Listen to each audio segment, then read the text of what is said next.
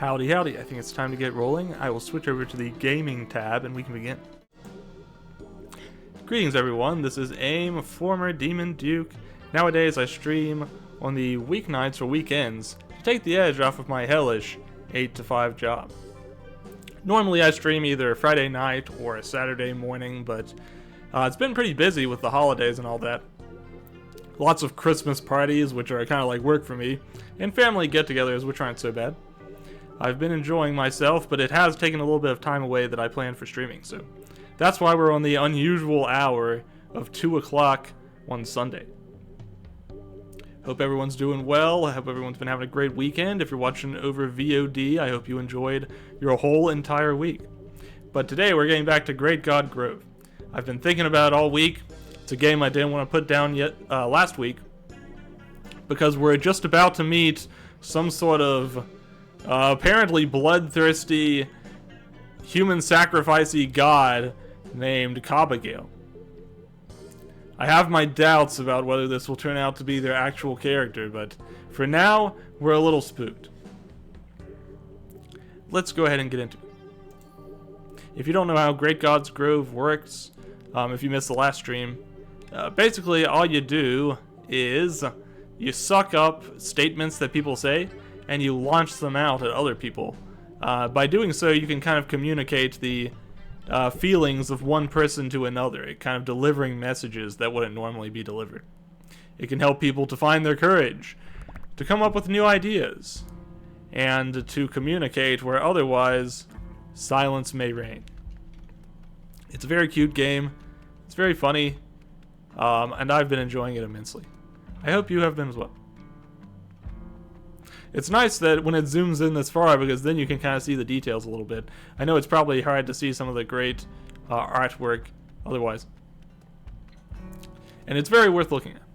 All the characters are so expressive and so unique. Now, to remember what the hell I was doing. Hey, Heat, good to see you. I think we just opened up the school building, if I remember correctly. We should probably head in there. Down this way. Let's see what's inside. Have these students been learning anything? That is the question. I'm actually not seeing any students. Okay, there's one. And there's also a dog, so what more could you need from a school building? Grr, grr. Usual dog speak. Dogs don't seem to like our main character very much, I gotta say. What do you think about this clown head on the ground over here? He doesn't look very happy about being dismembered.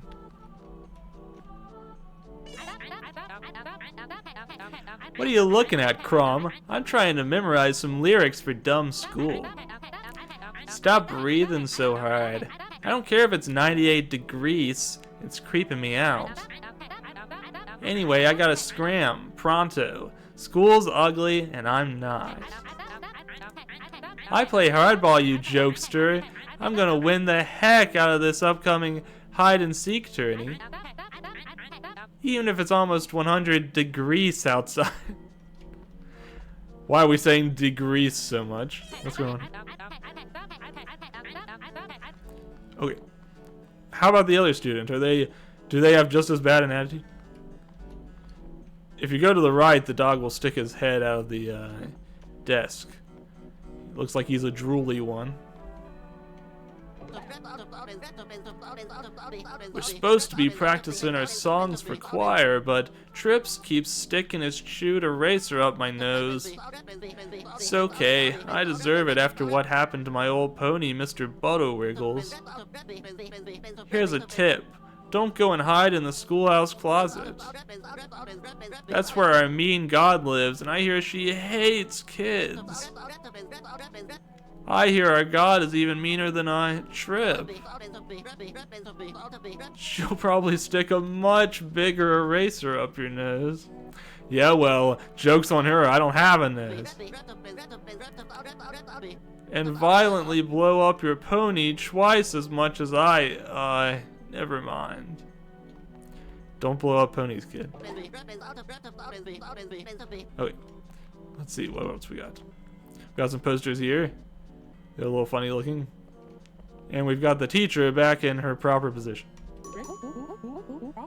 Hey there, stranger. Thanks for blasting those vines away. The choir students aren't dead, but just like the rest of us, they hate each other. They're just as darn bloodthirsty as Saul. He's been an awful influence. I can only keep him in line by telling him that Cabagale will pop out of the closet and eat them. It's probably just an old wives' tale. If you're looking to meet Cabagale, she is actually in the closet. She ain't had a visitor in 20 years. I'll bet she'll squeeze you into dust with her scary spiky vines. Be careful, I guess. Thanks for the tip. having some second thoughts here, but onward and up. What kind of stuff do I have sucked up right now, anyways? I've got about 4 classic quotes. Hey there, handsome stranger. I hate that shaggy little man. I swear it on my life. And I think edible lipstick would be the bee's cheese.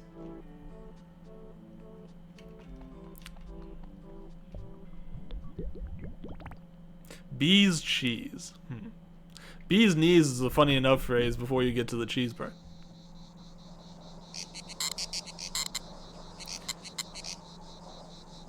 A spray of red across the sky, a sticky jubilee. How did it go? I can't quite remember. Why do I hear a rustling in the clouds? Why do I hear a rustling in the clouds? No, you don't. I had better not hear a mortal. For the harvest god is hungry, so hungry. And if a mortal dared cross my path, they would be swiftly devoured. Gotcha. Sorry for the practical joke. I just can't resist them. Besides, it's been so long since I've had a visitor. 5 years? 6? 7? 8? Well, shucks. It's been a pair of decades at least. But ain't you just the cutest? I could gobble you right up. Hey, are you scared? Yeah. Shucks, don't worry, darling. I would never eat somebody. I think. Cabagale beating the allegation. See, Mildred ain't had a harvest for ages. It's been so long, I don't remember what we used to harvest. I wonder, what did Cabagale, the goddess of the harvest, used to harvest? It's a mystery to everyone. Should I try to remember? Yes. Think, Cobby, think. I remember a splatter of red on the altar. That's right, a great splatter of red liquid all over that altar. A great puddle of juicy crimson that would be the... Yum. Uh-oh. Stranger, I could swear I'm not a blood drinker. But when that wave of red dripped down the altar, I remember a warm feeling in my belly. Will you do me a favor, new pal? Sure. Go out into Mildred and learn everything you can. Find out if White King calls me a blood drinker. And please, find me something to eat. Okay, but not before I shoot you with all these text bubbles. Kerblam. Hey there, handsome stranger. Oh heavens, stranger. Oh, does someone have a little crush? Well, careful, lovebird. Or I'll slurp the blood from your veins while you sleep. Just kidding. Hee hee. I gotcha good. Now, what was I saying? Oh, that's right. Shaggy man hate. I got nothing. I swear it on my life. Nothing. I think edible lipstick would be the bee's cheese. Nothing. Okay, understood. Now, leave me to my singing, stranger. But before you go, I got something to tell you. Boo! I take it. Hee hee, hee hee hee hee.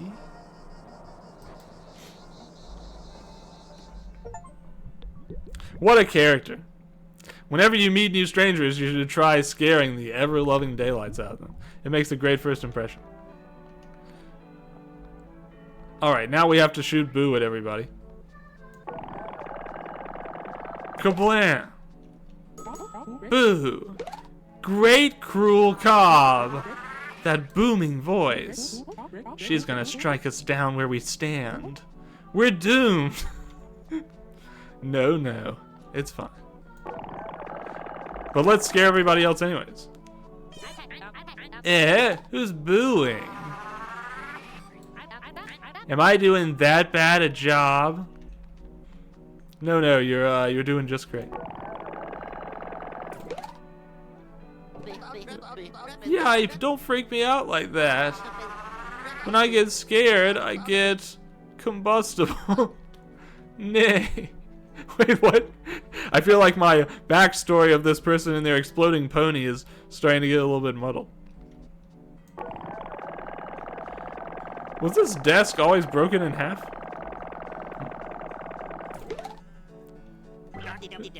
Cobbergale's coming! Run for your lives! P, get in front of me! Shield your superior! Help! Have you seen this kid, Godpoke? Short, blue, swanky hair. That's blatant copyright infringement. Get a haircut. I need that get a haircut. Let's see. I doubt I'm going to have any more use for the edible lipstick would be the bee's cheese, so I'm going to get rid of that one. For bland. Nobody steals the capo's steez. Steez? What kind of a word is that? Oh yeah? Well, I stole this from you just now. Bald. He's bald. Okay. Let's continue. I think I lost my hair thing, so I'm gonna have to get that back.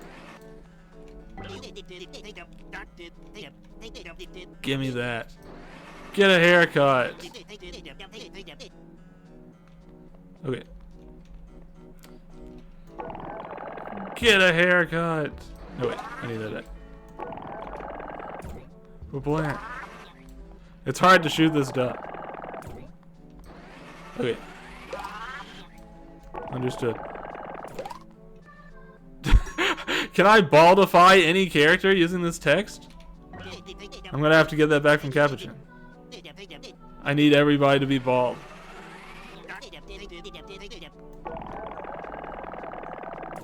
Blam. Get bald.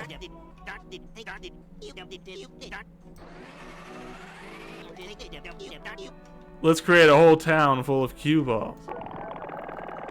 Blam. We'd love to see it.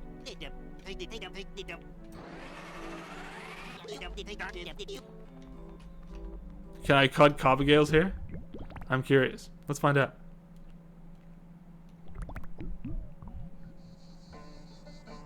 Hello, Cobbergale. Shards of glass on the altar, a drip of deep red. I drink from the crimson puddle and Cobbergale is fed. Do I hear a visitor? Well, I've just the thing to say to him. Boo! Alright, I'm gonna shoot her with a, get a haircut. Blam. Okay, great. Whoa, she remains bald? What? Now, what was I saying? Oh, that's right. Boo! Gotcha. Say, do you need help from your pal on high? Yes. Bloom is an old friend. They've been around since I were a wee babe. If anyone would remember what we used to harvest, it would be Bloom. If you find Bronk his crows, you can go investigate old Bloom's home. Uh-oh, I've got a feather in my nose. Shoo! I might be able to use that. We'll take it. Give me that shoe. Sniff.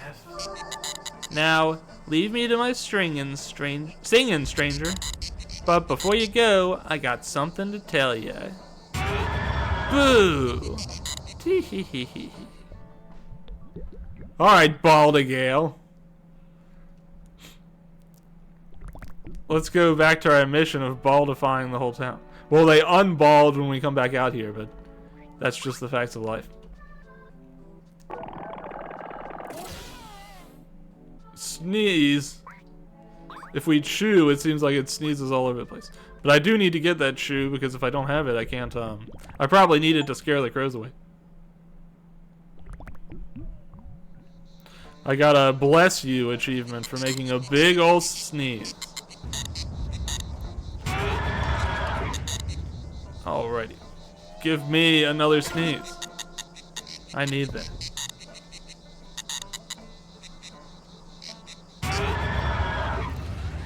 Gimme.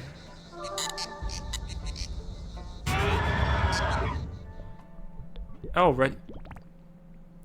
Let's see. Before I do anything else, why don't we go ahead and try to go use that sneeze so that I can clear up my inventory a little bit. We have limited space after all. Although I've still got a couple of junk phrases I could probably just toss any time.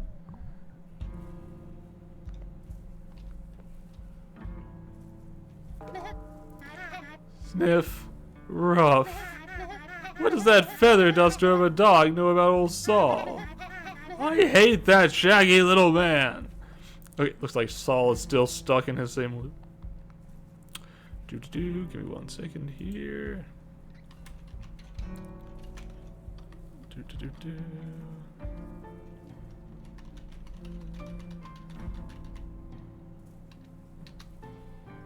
There we go. Alright, back to it.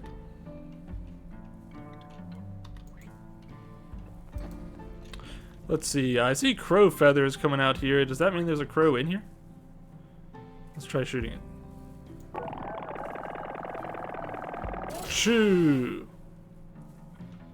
Nothing. Unfortunately. Does that mean I have to go back and get Shoo again?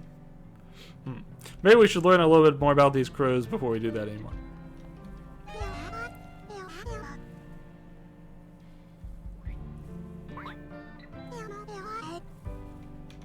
Looks like she's still excited about her lipstick pie.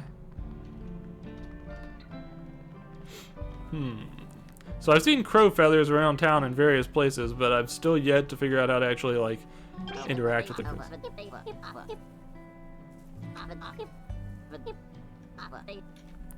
Alrighty, let's see. The dog has moved slightly.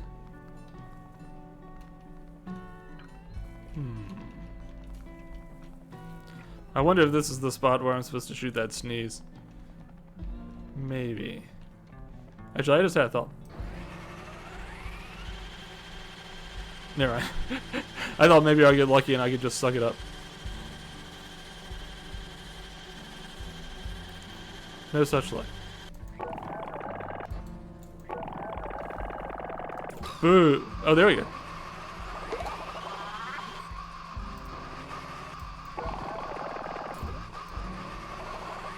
Give me that crow! Nice. Crow acquire! What am I supposed to do with this crow?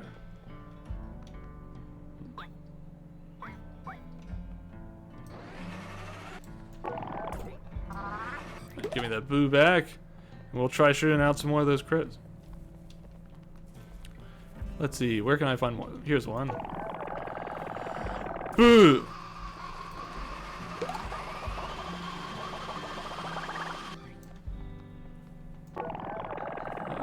Blam!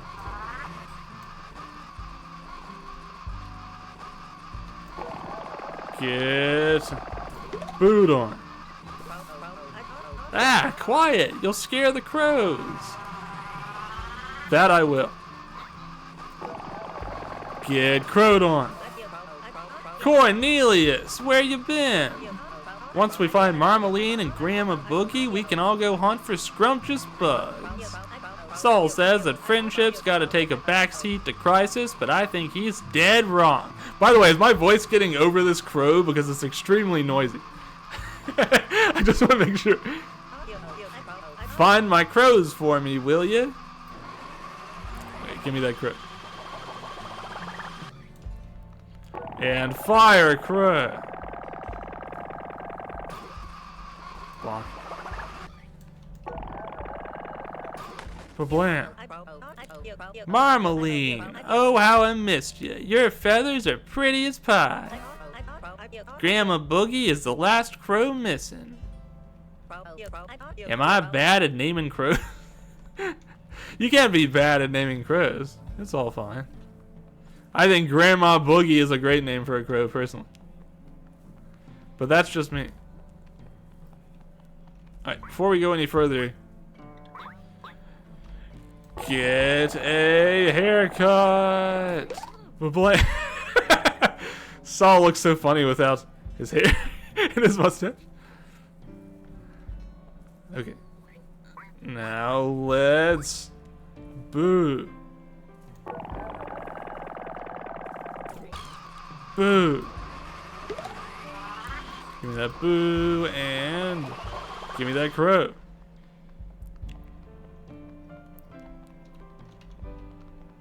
Actually, wait a minute. I'm really curious about something. I gotta get a haircut, and I gotta try shooting it at that one person in the center of town who's like 99% hair.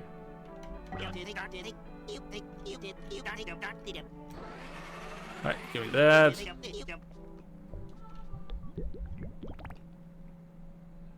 This is important to me. We're doing a scientific investigation here. Alright, get a haircut. But boy, what? Now I wish I hadn't. Probably not the best idea I've ever had.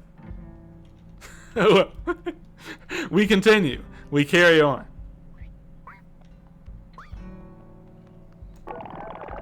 Kerblam! Grandma Boogie, I thought you done fluttered off forever. Now that my squad is back together, let's make like some pants and fly. All together now, girls. 3, 2, 1. Huh. Looks like these feathered pals of mine are out of practice. We'll get the hang of it. Come on, girls. Don't you want to look at the cicadas? Thank you, partner. You'll find Mr. Bud inside. Don't spook him now. If I want to spook him, I might use my boo. Now you might be thinking, they said don't spook him. Why are we talking about spooking him? Well, that's just the way I have to operate. But first we've got to baldify everybody in town. I don't make the rules, I just follow them. Give me that.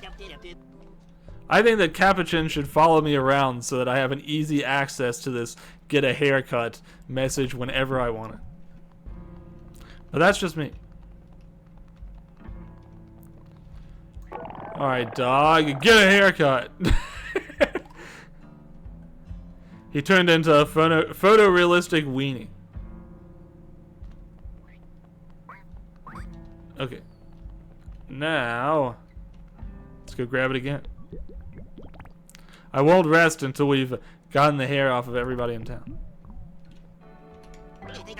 This will expand the length of the total game by at least 1 hour. But you know what? It's fine. It's for a worthy cause. Get a haircut. Lol. She's got a little bird on her head underneath her bonnet. Now we know.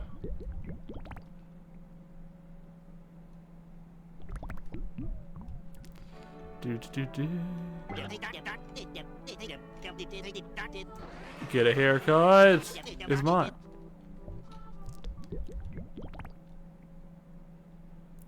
Where shall we fire? Whose hair is on the chopping block today? You kind of think of it. Oh, that one just moved. Okay. Hey, wait a minute. There's another crow left? How's that possible? We got all the crows earlier.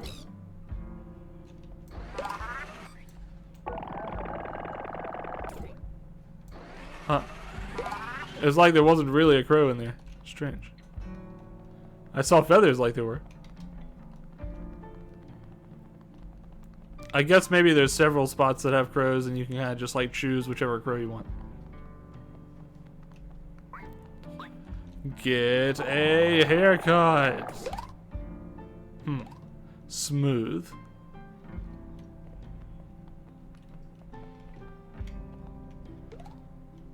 And now re-hair it.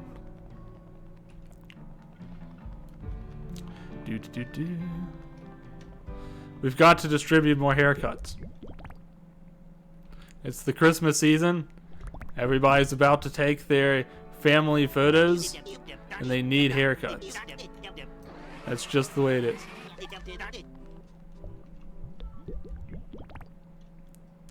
Let's see, other than that, I thought I was done with Metaphor yesterday. I've been playing it off stream.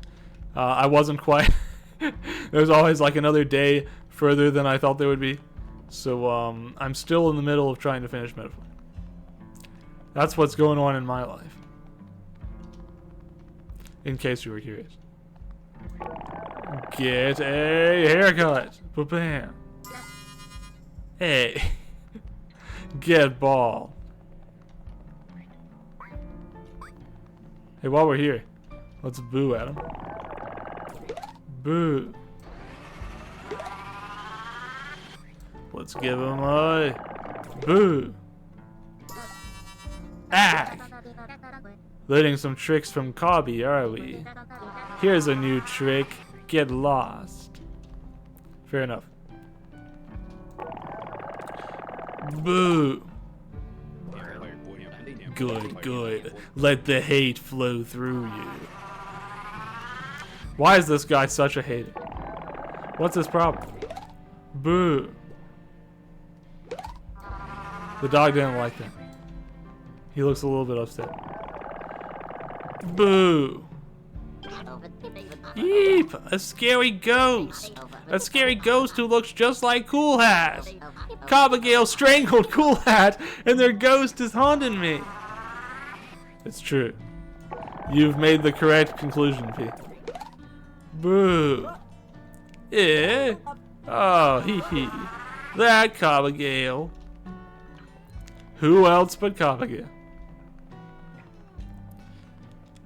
Alrighty, let's go ahead and figure out who's in this house.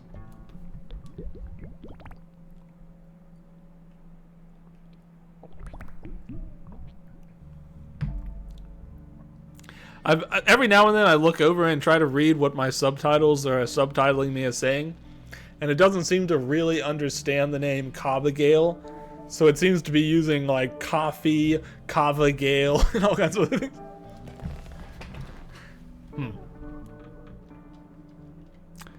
Alright, let's see.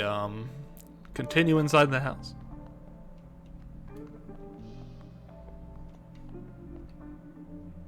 Who's this? Eee! How'd you find me? And who are you? Oh, Cobb, you must be one of them. Saul's dirty lackey's gunning to pop my pop-pop. Are you one of those town kids following the rotting Saul? Well, are you? Ain't no talking to you unless you promise you ain't a dirty little Saul fanatic. You swear you don't follow that wacko? I swear it on my life. You swear you ain't a Saul crony, do you? Well, that's what Saul's cronies would do. Those yellow-bellied parent killers. If you want to prove you're not a Saul minion, do what he would never let his cronies do. Insult Saul. Give me your best diss. Oh, I've got to go grab that again, it sounds like. Fair enough, actually. Sniff, sniff, sniff, sniff, sniff, sniff. Heem. Hey there, handsome stranger.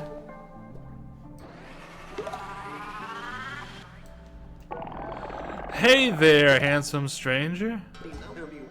Handsome? You don't really mean that. You're just after my DVD collection. Again.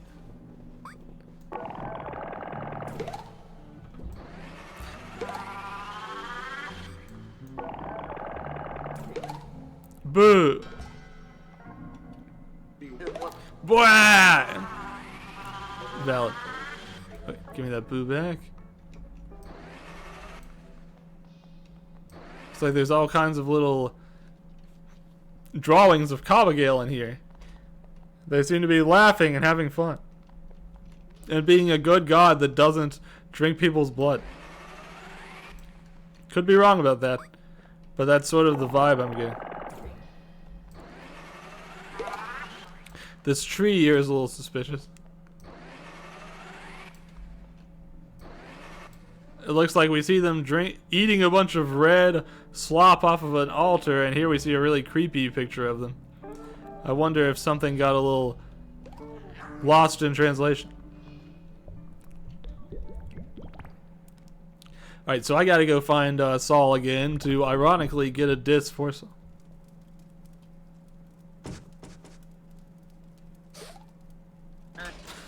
My wall! Val.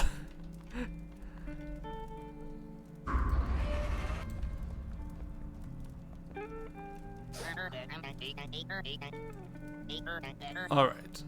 I have got to go and suck up Saul's message. Maybe you're reading them backwards. She's creepy now, but if she drinks blood, she'll be nice again. Oh, great. Good to know. Alright, we have to get her some blood. That's the important thing that we do. I'll suck all of the blood out of Saul Boggle. Grab this. And go.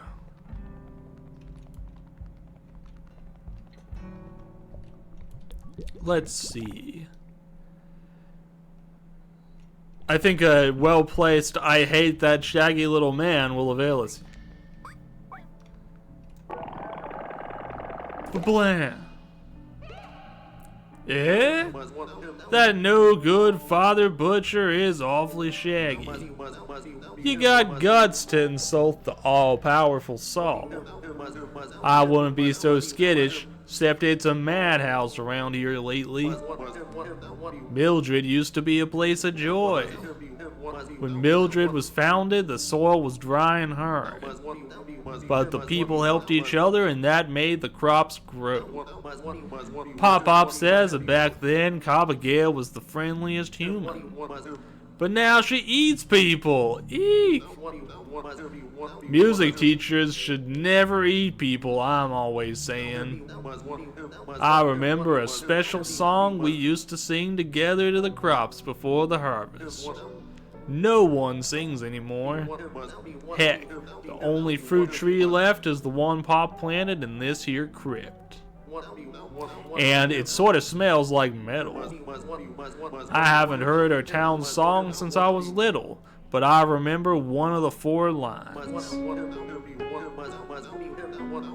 The snakes are made of friendliness, the drinks are filled with glee. What does that mean? Was it the first line of the song? The second? Third? Fourth? I can't recall. Golly, where's a music teacher when you need one? Hey, I think there's a music teacher still in town. Maybe we should go meet her.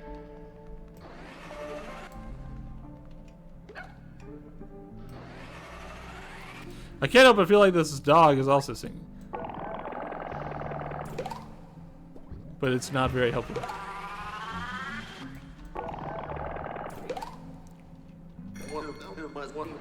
Oh, a line from our town song. I remember, if someone gathered up all 4 lines, maybe Pop's berry tree could grow again. Although you'd have to remember the order of the lines. And I sure don't. We ain't had a proper sing-along in decades. I'm only human. We've got to do it. We've got to have the sing-along.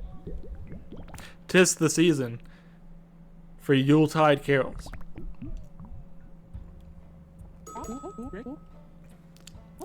Brink, Trip, hello? Come out, it's time for choir practice. Frank, anyone? If you just quit hiding, I won't tell your parents about the textbook bonfire. Oh, where are those Cobbin kids? Where are those Cobbin kids? I think I see one.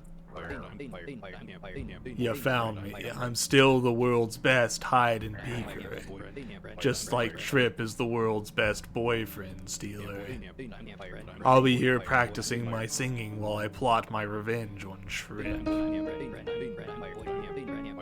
Our differences will bring us close, and Mildred we shall be. That sounds like a last line, perhaps.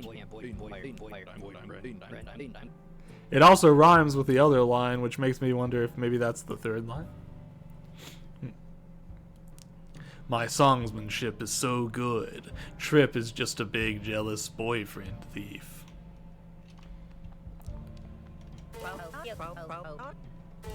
Hey there, handsome stranger. Looks like these feathered pals of mine are out of practice.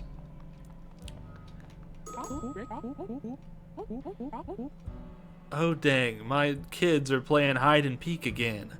They're supposed to be practicing their lines for the choir recital, but I turned my back to sharpen one eraser and poof. At least, I hope it's hide and seek. Trip, where are you? Your mommy said no more fire tornadoes, remember? Uh-oh. Sounds like I'd better put a rush on this. Capuchin, what are you doing? Did you see P? He's counting rocks. And Ale ate dirt. Those amateurs don't know the real key to mystery solving. Patience. That's why I'm sitting pretty right here and waiting patiently for the answer to occur to me. That makes sense. That Ale thinks he's so special because he's got 3 whole letters in his name. Well, I'm gonna get way more letters. All he's been doing is complaining about how hungry he is. I'm hungry too, buddy, but I got work to do. Very important work. For Capuchin, for Boss, which is... Capuchin, can you hear me? What am I supposed to be doing again?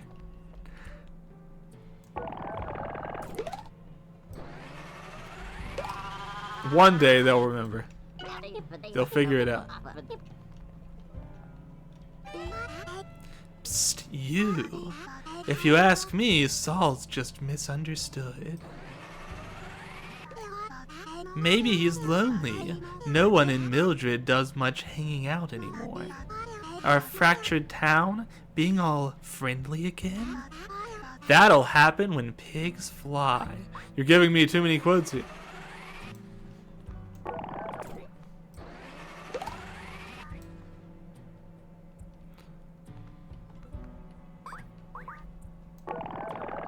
Blah. You got sand in your belly button or something, stranger? That's the question. Blah. Alright, let's see. I need to get 2 more song quotes. Where shall I find them? There should be people hiding somewhere. But not behind this creepy cobby. Where then? Oh, I see someone right there. That'll happen when pigs fly. Flying pig. They say every time you shoot the right quote, a pig gets its wings. You found me. Don't tag me. I don't want to lose. Oh, you're not playing? Makes sense. You're too big and loud. Just like Mr. Butterwiggles. Hey. Want to hear my solo line from our choir song? Join your hands and sing with anyone. Sing in any key. Uh-oh, all the lines rhyme. This song makes me feel all warm and fuzzy. Or I mean, I Cobbin hate school and singing. I'm not a nerd nor nothing. It's okay to sing. Singing is fun. We love singing. Alright, give me that line there. Ba-blam. Alright, we got one more kid to find somewhere. Where is Saul Boggle anyways? Oh, here he is. If you ask me, Saul's just misunderstood. Saul couldn't have said it better Saul's self.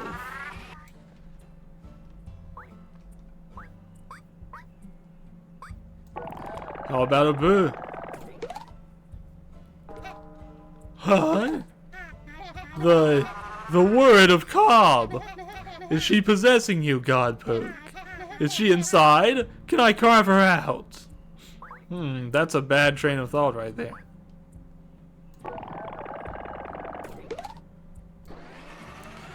Give me that back. Should be one more kid hiding around here somewhere. These stingy townsfolks, they still ain't cooked me nothing. So, I did it, Cowpoke. That's right. I ate the dirt and the sticks. I'm a shell of a man, Cowpoke. Please don't tell Capuchin. How about a boo? I'm gonna throw up. Okay. Sniff. You found me. How'd you get so good at hide and seek? What, you jealous of my excellent choiring? Fine, Stinky. My line is a bonfire in the evening breeze, an autumn jubilee. I'm gonna spit this one out loud. Taking this one. Pretty good, huh? I have a big responsibility. Now, go brush your teeth. I can smell your corn chip smelling breath all the way from here. Coin chips. Alright, so we've got all the lines now. The problem is we need them in the correct order. I think that the way to find the correct order would probably be to go check out those drawings.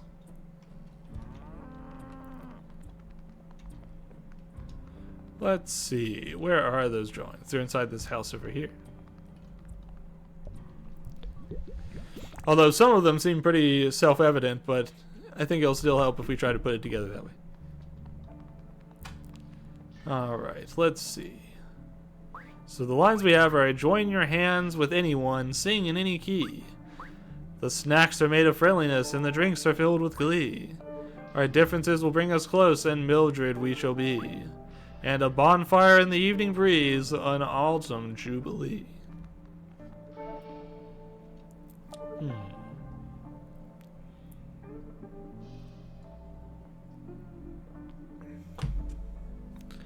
Let's see.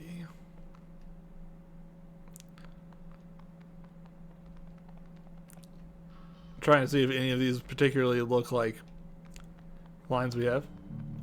Not really. Maybe I should just logic it out instead.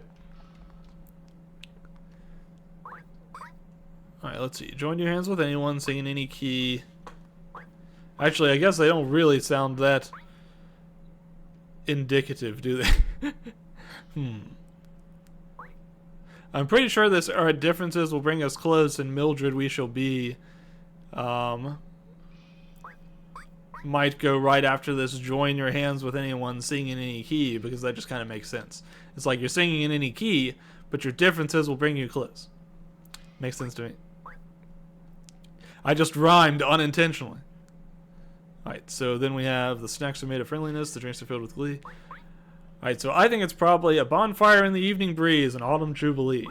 The snacks are made of friendliness, the drinks are filled with glee. Join your hands with anyone, sing in any key. Our differences will bring us close, and Mildred we shall be. That's my guess.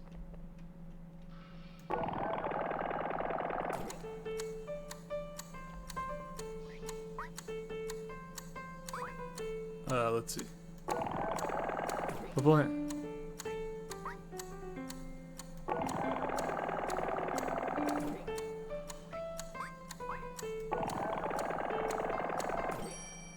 Did I get it? Looking good. The Mildred Berry. I'll bet this is what Cobbigail needed. I think that red stuff just maybe, might have been berry and not blood.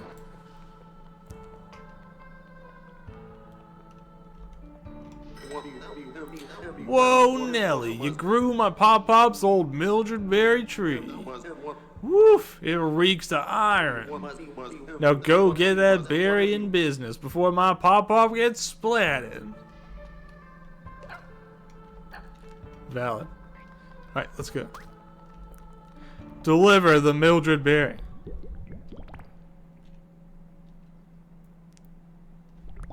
I feel like saying the Mildred Berry is reminding me of something, but I can't. Say, ain't it strange to see so many folks in one place? I know how long's it been since we all cobbled together like this. Attention! Gather one, gather all. Good evening. Witness the birth of a new era in Mildred. Ah, for Cobb's sake, this whole Cobb complex of years has gone too far. That letter must be plumb wrong. You're no murderer, preacher man. And if you're off my bloom, you'll face the wrath of my burlap. The letter has spoken, and the king of the gods does not lie. Saul is a true leader. If nobody will restore our crops with blood, it must be me. Listen, Saul, there ain't nobody who agrees with you on this. Although that one kid keeps muttering about a blood explosion. I don't care. It's my God-given right to do this. Nobody can stop me here, not you, nor that pile of cloth. Praise Cobbigail. Uh-oh, things are going a bad direction. I think time's running out for my Bloom. Bloom's the one who first wove me up out of pure friendship, back when you could find it in bales. I love him so much. Won't you do something? We're afraid. Tumbling down, Bloom is tumbling down. It's almost time. Can we sacrifice Trip instead? Boyfriend thieves must be slashed in the name of the harvest. Now, while I would agree Trip would be a better sacrifice than old Bloom, let's try to avoid sacrificing anyone.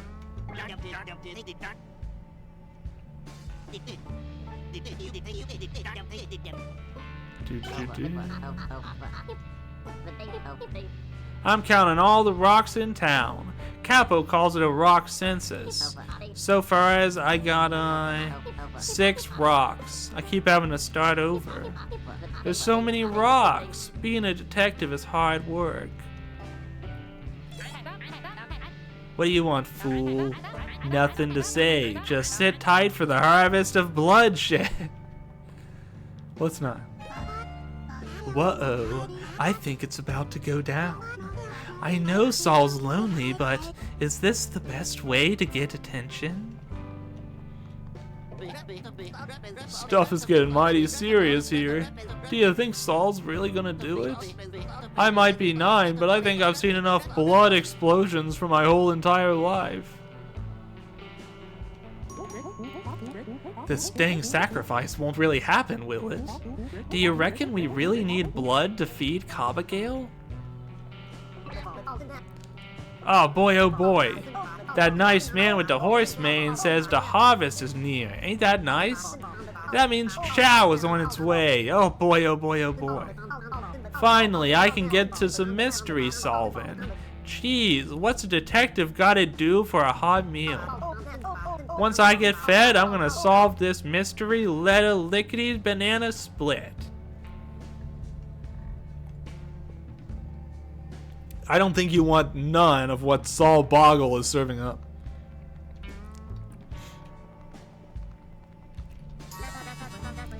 Everyone's gathered around Bloom, even that freak with the knives. Smooth Mr. Cleaver's over here. Oh my god, is he behind me? Coast is clear.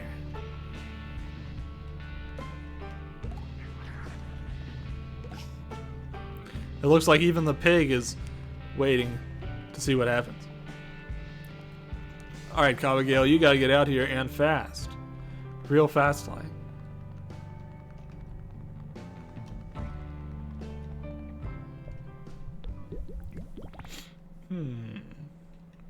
Is anybody still in here? Other than Cobagale? Probably not. The dog is.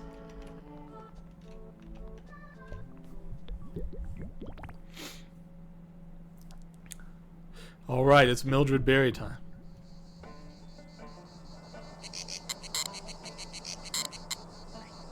Alright, take this Mildred Berry. Ah, berry? A Mildred Berry. I remember this squishy ball of juice. Inedible, obviously. Inedible unless cooked, of course. I thought these died out long ago. Funny, when forget about something, it has a habit of finding its way back to you. Say, have you discovered what I used to eat yet? You have? Are you trying to tell me that this berry is what I used to eat? The snacks are made with friendliness. The jam! Bloom special Mildred Berry jam. Old Bloom used to make Mildred Berry jam for the whole town. That seems useful. The deep crimson, the taste of iron. I remember now. It wasn't blood I drank, it was the food made with the love of the town. The food was made with friendship. That's what made the crops bloom. That's what made Mildred so special. That's what the harvest is all about. We're running out of time, stranger. Saul is about to do something unforgivable. As much as I would love to devour this, the people down there need to see it. Go, stranger, begin the harvest. Food, blood, rhyming. Easy mistake. It's true. Food and blood. Fud and blood. Remind the people what the harvest is really about. It's about the berries. But the truth was buried. Alright, let's get out there. The people need to see these berries. This one superfood will change everything.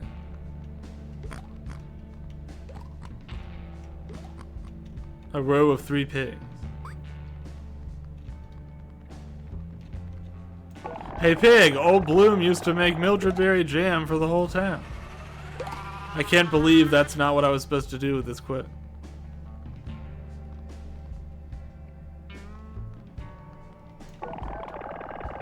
Kerblam. Give me that.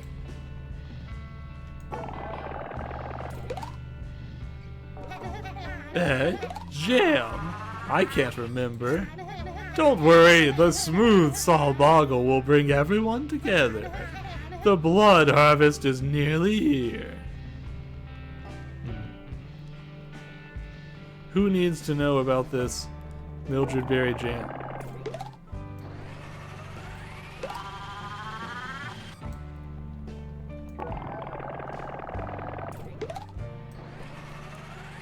Who indeed? Maybe it's the guy that's in here. Everybody! Old Bloom used to make Mildred Berry jam! Listen to me! It's important! The Mildred Berry jam! The Mildred Berry jam, people! My words aren't reaching them.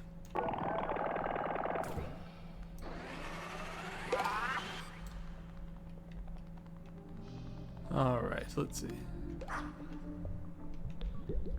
Who am I missing here?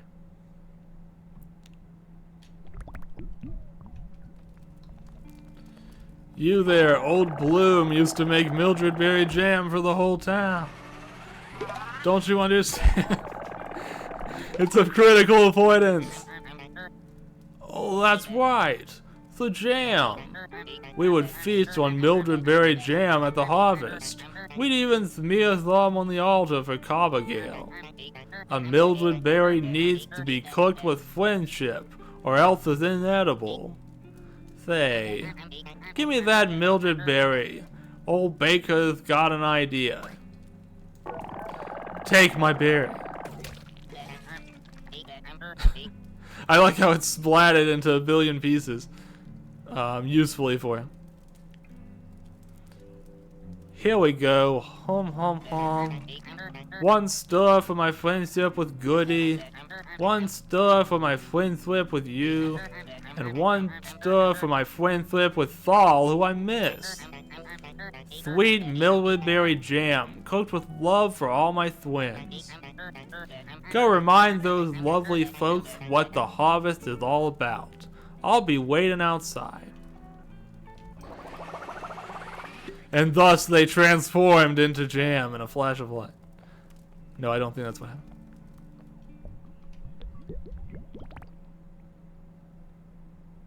They laughed at my meat jam.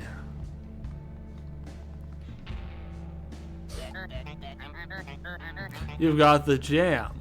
Go remind that lonely Thal what the harvest is all about. What if I shoot the jam at you instead? Okay, Thal, get ready for some jam. Hi? What?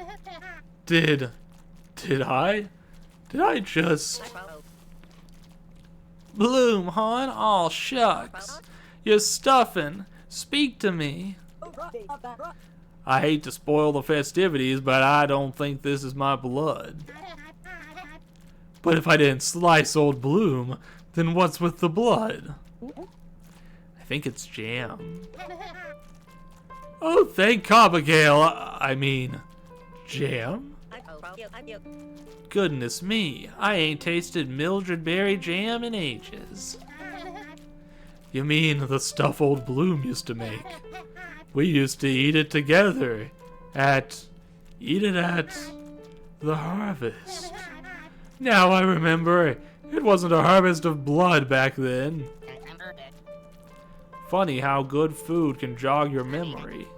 Back then, we'd have a big cookout. You'd cut all the barbecue meat, Thal. This taste, I remember spreading it on pancakes and corn. Jam with corn. I remember those pancakes. That was before Bloom knit me a proper stomach, though. Sniff. I remember too. It wasn't only about food, though. We'd gossip. We were a group of regular chattery Cathys. So many stories to tell. And sing. We'd sing and dance until the sun came up. 'Twas a time for laughter and community, the harvest of friendship. And Saul, every year you'd gather us together and commence the harvest. But I've really gone and ruined the harvest. I'm sorry. I was plumb tricked by that letter. Not so fast, Thal. The most important part of the harvest is that we're all together. You mean there's still time? Look at everything we got to gab about. This year's gossip is choice. And the refreshments are already here. You all are too much. There's nothing I'd love more than to celebrate the harvest with all my friends. Hey, what's happening? Why, the vines are retracting. Cobbergale must be pleased. It's a miracle. All this time, Cobbergale just wanted us to celebrate like we used to? Then it's time. Saul, would you like to do the honors? I say, let the harvest commence. Nice. I can't believe the harvest wasn't about killing people randomly. Easy mistake.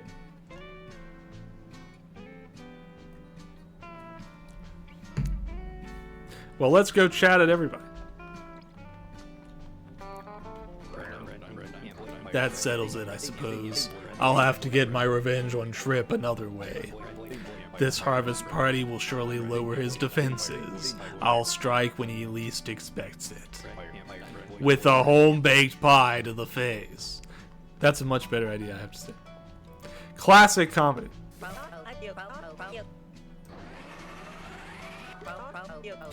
Saul really freaked me out there. I'm not one to hold grudges, but Saul better treat my bloom with love. Aw shucks, I'm just glad my friend's okay and Mildred's on the up and up. Me too. 9, 10, 11, 12. Say, cool hat. Do pebbles count as rocks? Probably. Where was I again? Uh-oh. Wait, no blood? I suppose this jam will do. Looks pretty hardcore. Psst. Did you see what went down, friend? What a hulla banana. Think of the gossip. I've got enough dirt to start a tree farm. Ain't that wonderful? Stories to pass down from harvest to harvest. Oh, I gotta tell Bud what happened. That little mole rat missed all the happenings. Why's that short guy staring at me? Get a haircut, Bluey. You look too much like me. How can this kid ignore me?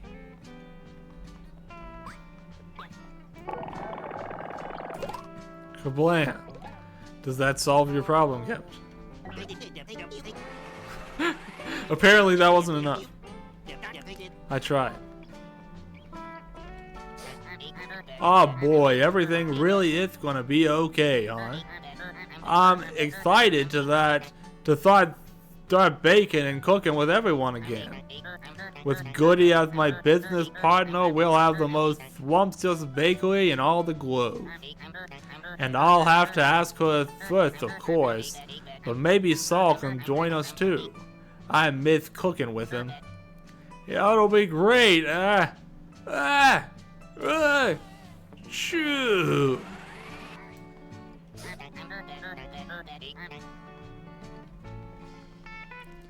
Okay, but also, get a haircut. There.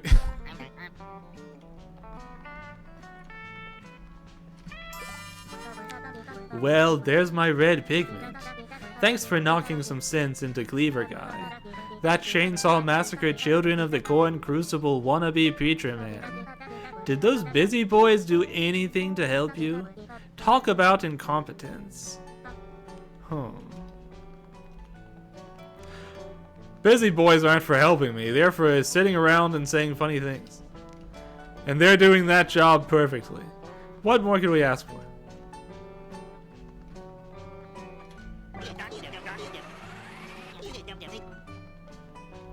Hey P, get a haircut, Bluey. Nice.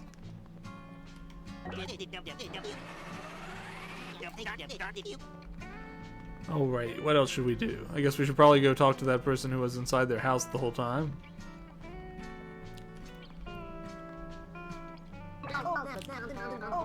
Look at old Ale over here. Didn't have to eat hair after all. Got this tasty jam off the ground. I'm fed. Time to get to some mystery solving. Wait, what happened to the big evil vines? just slightly late there. Just a little bit. But I appreciate the gumption.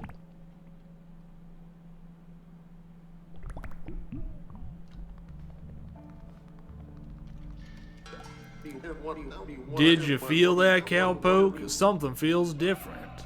What? Did you manage to stop the sacrifice? And I missed it, and the harvest is back, and they're all partying? Not without me, they ain't. Hee hee, I'm what they call a real party mammal. Gotcha, bud. Get a haircut. That dog will not accept the haircut. Huff, huff, huff. Groof. Well, if you're going to the party, then you're going to need a haircut. Why did his head tilt to a 90-degree angle? This is one of those mysteries we're never going to be able to solve.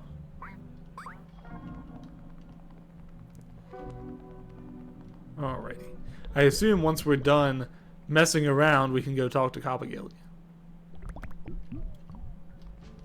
I wonder if everybody in the entire game has a bald sprite, even though you'd only be able to baldify people in this town. Or if they made sure that every character that was going to appear in the town just got a bald sprite. I wonder. Kablam.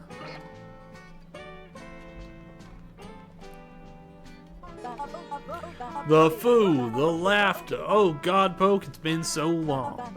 You saved my skin, but more important, Mildred ain't been so revelrous in years. This is the town of the harvest, after all. Thank you, God Poke. You left Mildred better than you found it. Well, there's just one person left to speak to, I'd say. The big lady herself.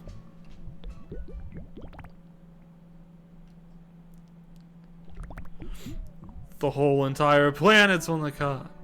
I keep thinking about that every time.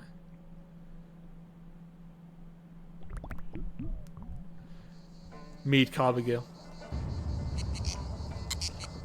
Why, you did it. I ain't never seen something so delicious. It's just like the harvest we used to have. I remember now, it wasn't a splatter of red blood on the altar, but tasty homemade jam. Adieu. I could see why King could have gotten confused, all that tasty red liquid. But I would never drink blood, not one try. Except yours. Gotcha, I'm only fooling. I suppose you'll be on your way now. I don't know how to thank you for bringing Mildred back together.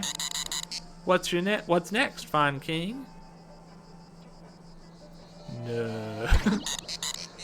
You've got more adventuring to do first. Well, best of luck to you, stranger. And when you find what you're looking for, tell King no more hasty letters. Now, if you need me, I'll be soaking up this tasty jam with my roots. But before you go, I got something to tell you. Boo! Tee-hee-hee-hee. A little too spooky for me. I'm out.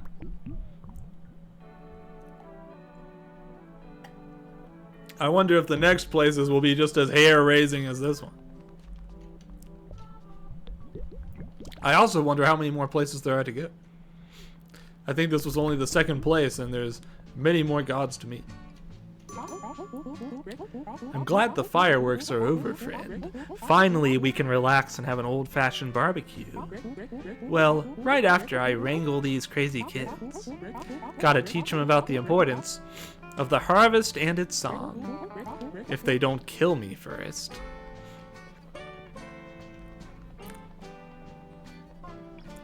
I think the killing is all over. Everything's good going forward. Already. Time to get out of town. Wait, I thought of one more thing to do first. Actually, Capuchin's gone. Capuchin must have already moved on.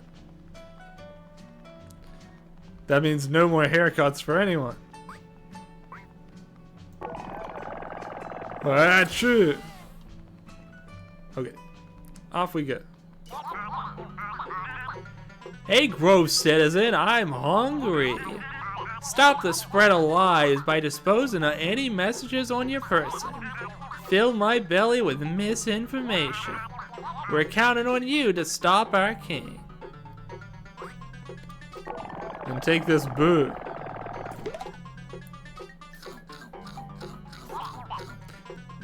Yummy.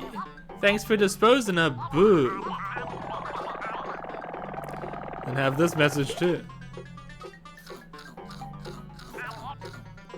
Yummy. Thanks for disposing of. Hey there, handsome stranger. My bully belly is full with misinformation. Together we keep the grove safe. And off we go. Another task perfectly accomplished.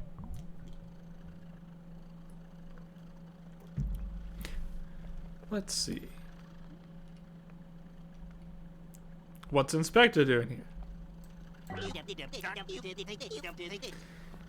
There's a little mystery solver. Why am I being trapped? We thought you'd never arrive. But boss, you were just saying, I bet that little brat's gonna arrive soon. Shut it. My comrades must not appreciate the severity of your crime. The crime of stealing a pumpkin for the poor old baker. Yeah, you're going away for a long time. Psst, we can't hear you, buddy. The arm is too thick. I said, boss is gonna be so proud of us. Time to earn those letters, boys. Get 'em. Oh no. A boss battle? What's happening? Why am I suddenly in a boss battle? Blam. Ow, ow, I quit. He's dead. I defeated him. Blam. Yeep, ouchies. My man, what did you pumpkin fiend? Bah, well, here's something you can't pumpkin your way out of. Armored Division, advance.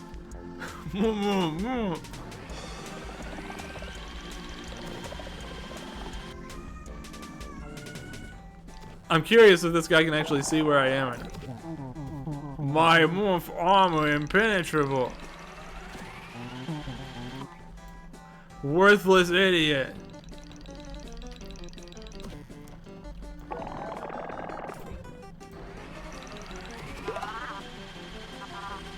Give me that. Oh, dude. I almost got hit. What happens if you do get hit, here? I'm kind of curious.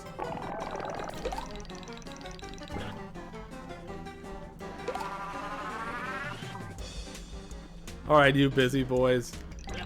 Let me through already. Hey, what are you doing chatting? Go get arrested. Blam.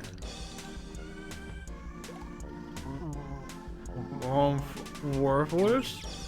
Wah. Whatever. I guess you're not getting arrested today. Ah well, it's not like your crimes are so awful. On my authority, I hereby pardon you. So go on inside, the big boss is waiting on you.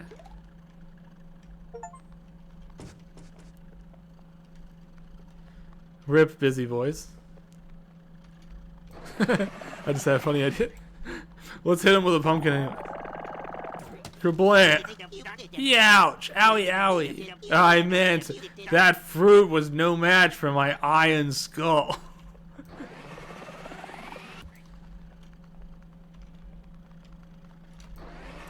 Give me those pumpkins. I might need them. You never know.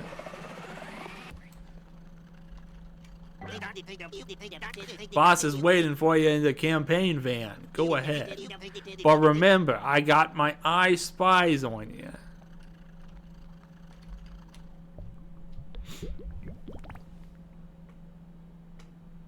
Time for another chat with Inspector.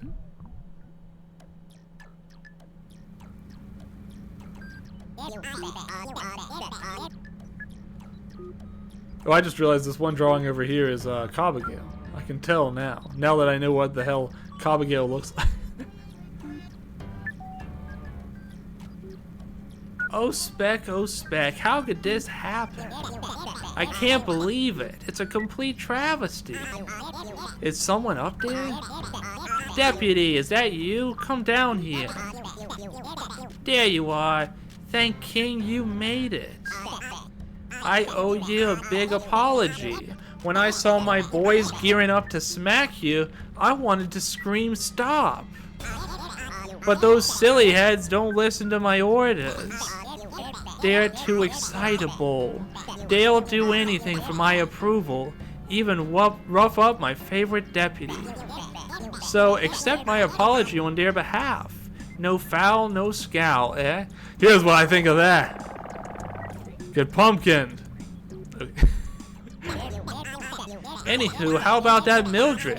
Full of lonely weirdos, wouldn't you say? Not so much. Right, not anymore, because you solved a mystery. I knew I saw something in you, Deputy. You're a born detective, a natural gumshoe. You may not have the expert training that I have or such a super cool technology den, but you're still trying your bestest. Now, if I'm reading my cyber map correctly, you're about to enter Hobby Hoo Hills. Mildred might have been a breeze, but this is a place of romance, treachery, stage actors. I see I have a dihydrate and a stretch break, both of which I think are good ideas. Also, hey Mechanic Cat, hope you're having a fantastic weekend. I will be right back. I'll go ahead and grab some of that water for my dihydrate. And stretch break at the same time. That's why I'm Inspector's favorite. My quick thinking skills.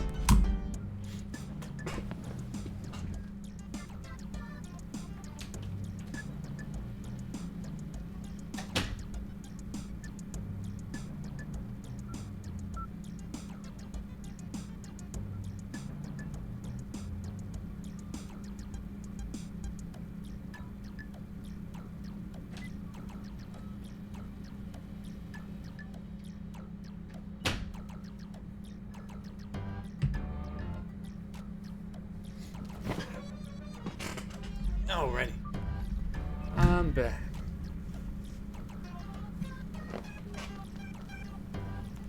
So what's my next mission? A place of romance, treachery, and gasp, stage acting.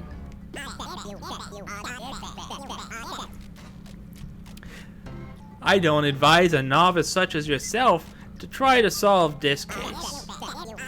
How about it, Deputy? Want to leave this one up to me? No. Oh, I suppose I was just as excited when I was a young human detective. How can I say no? Well, here's the scoop. You see, Hobby Hoo worships Thespius and Click Clack, two artist gods who have always gotten along. That is, until King wrote a letter to Click Clack. I have a copy on my desk. Give it a read.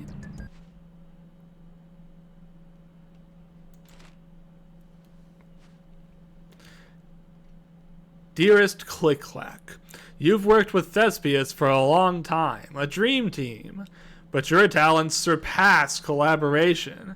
Thespius's newest epic could use a rewrite, courtesy of you. Thespius needs to think bigger. If only he was less risque, he could take the whole world by storm. You can turn Oh Partner Mine from a cult following to a universal hit. Sitcom spin-offs, toys, a breakfast cereal. Just take full control of the next draft. Appeal to everyone, don't challenge your audience. Remember, controversy is the enemy of fame. Thespius's art will be enjoyed by trillions. Sincerity be drained. What could be better than being loved by everyone? Patiently predicting prestige, King. Not great. Hobby Who is just up ahead, if you insist on coming along. Last one there's a rotten leg. Will Inspector solve the whole mystery before I even get there? Wait and see. Probably not, considering Inspector's van is remaining parked right here. I'll take more pumpkins. I can't have enough.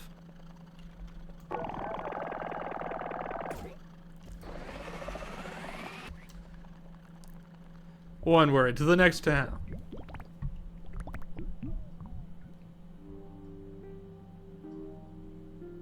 To Hobby Who. I would say that probably there's about 3 more total areas to go through. Is the way it looks to me.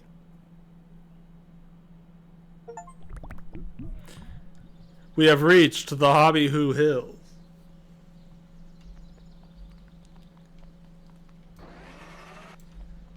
Let's see, Hobby Who. We've got 2 interesting looking characters on the board up here.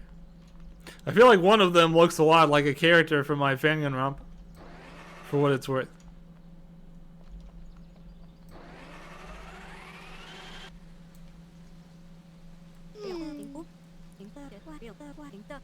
Oh, Felby, did you like our performance? We did our absolute best. Hogwash, Biella, your performance review is coming up snake eyes. You and Stiella will never make it in this business. You're toast. Kaput. How could this happen? To think my act with my dearest Stiella could be so lacking. But maybe there's hope. Maybe our friendship can save the day. Don't you agree, my darling Stiella? Stiella? Oh, then Stiella says, the secret isn't just our friendship, my dear sweet Biella. It's our best friendship. Hooray, friends forever. And scene. Director, I would never disrespect our gods. But this episode's writing is simply atrocious. How can Feldy be a big bad evil villain when the stakes are so low? The scenes between Biella and Stiella used to be bold, brave, soaring to new emotional heights. How can we perform a show with no heart? I didn't join community theater just to underwhelm my audience. Alright. I know this episode's script ain't what we wanted. But the gods gave us this script and we'll perform it like they wrote it. But Stiella's been gone since she ruined her costume with that horrid orange goop. We can't perform without our leading lady. That diva will be back before the performance, goop or no orange goop. I hope. Besides, it was only pasta sauce, catered by our new sponsor. Get Spaghetti, the spaghetti for go-getters. The show's doomed, isn't it? This doesn't look great. It looks like we've arrived on a scene of great distress. community theater is being ruined. Why are these inspectors exploding?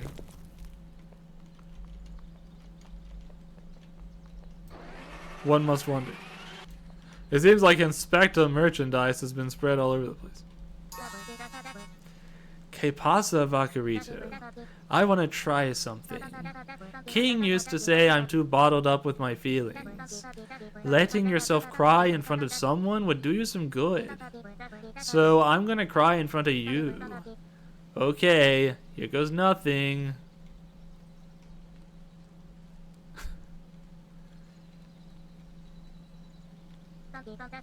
Well, that didn't work at all. Sniff. Just a little bit of cry.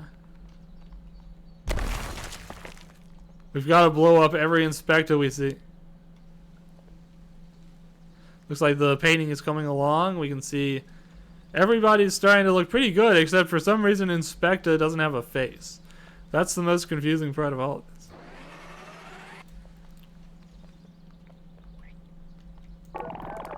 How about a pumpkin? Bonk. Hey, watch the painting. Fair. Come on now, boys. Let's try this one more time. Sunflower dreamboats never failed to write a song before. Now, we just need a line that rhymes with platonic companionship.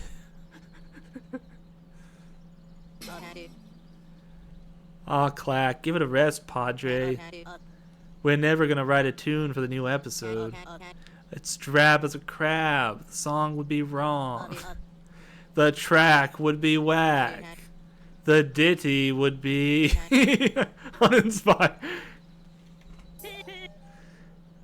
We're love song writers. They don't call us Dreamboat for nothing, man. So how could we score such a loveless show? Come on, doggies. Sunflower Dreamboats never backs down. How about these lyrics? You're my bestest friend to the whole dang end. When I look in your eye, I see my friendliest guy. Alright, I give up. If only there was something beyond friendship that we could write a more inspired song about. Unfortunately, I think best friends is about as high as friendship goes.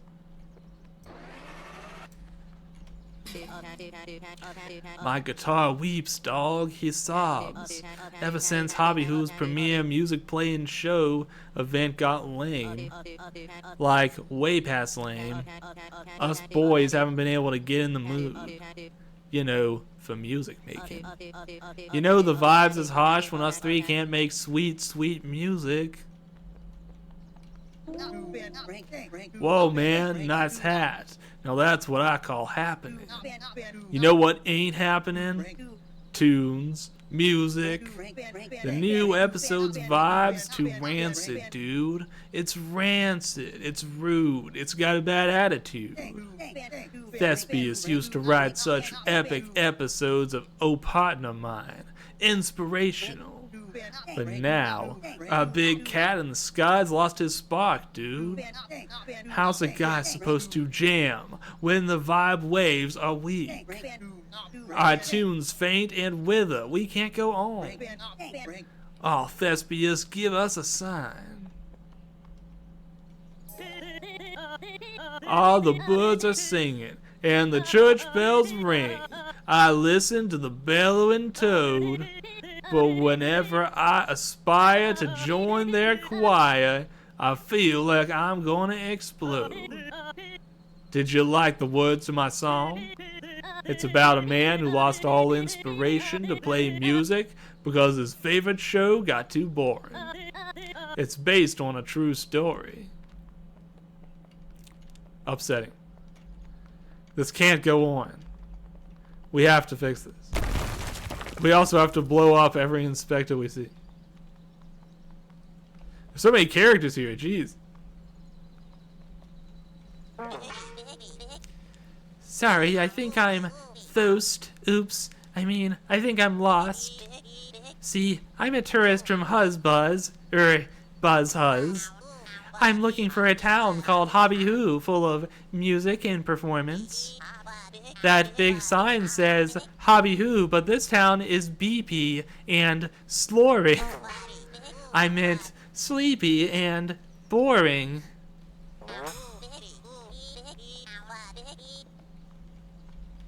The dog is here too. Grr, grr, grr, grr. Rick Brick. Ding, you're an odd one, ain't you? It's nothing personal. You just wouldn't cut it on the big screen. TV. Eyeballing you, 76% of network audiences would call your face too weird. And the other 24% would say it's too normal. I've got the best eyeballs around. That's why the network sent me to find the next blockbuster show. At first, I had reservations about partner mine. There was so much tension between those actresses, 29% of audiences would change the channel. But these new episodes, hubba bubba. Nothing to challenge the audience, nothing to cause controversy. A universally appealing show. I'm tearing up just thinking about it. Sniff. I've already got the contract drafted. Well, at least somebody's happy.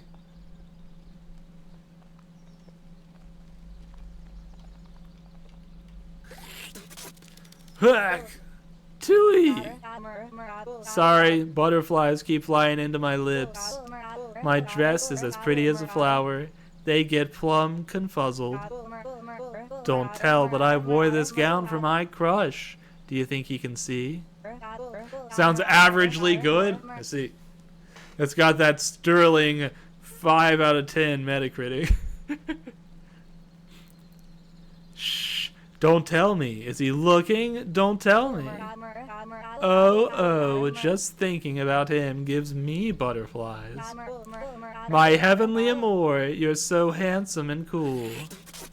Patooey. You too. You're great. Another inspector, destroy. Detonate it. Here there seems to be a statue of King and Miss Mitternacht, but their faces have been blotted out.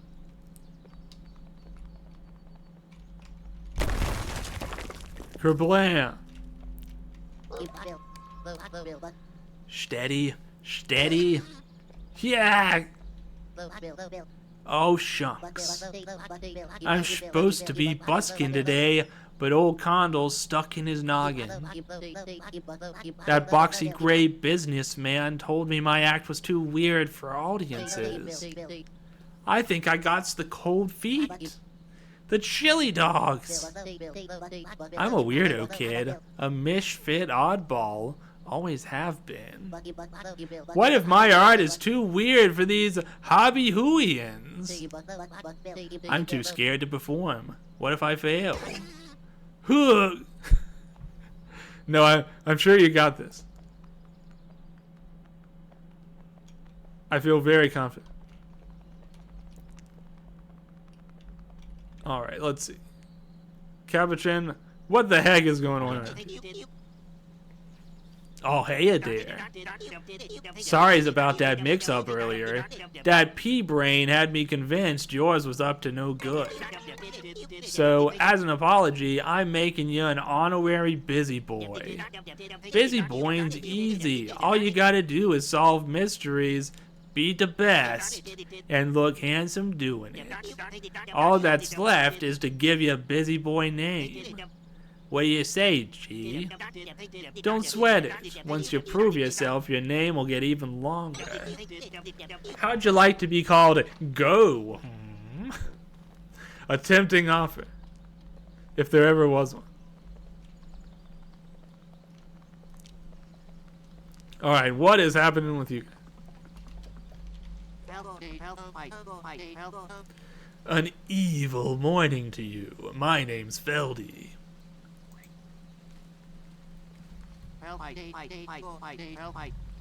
Well, I'm playing a character named Feldy.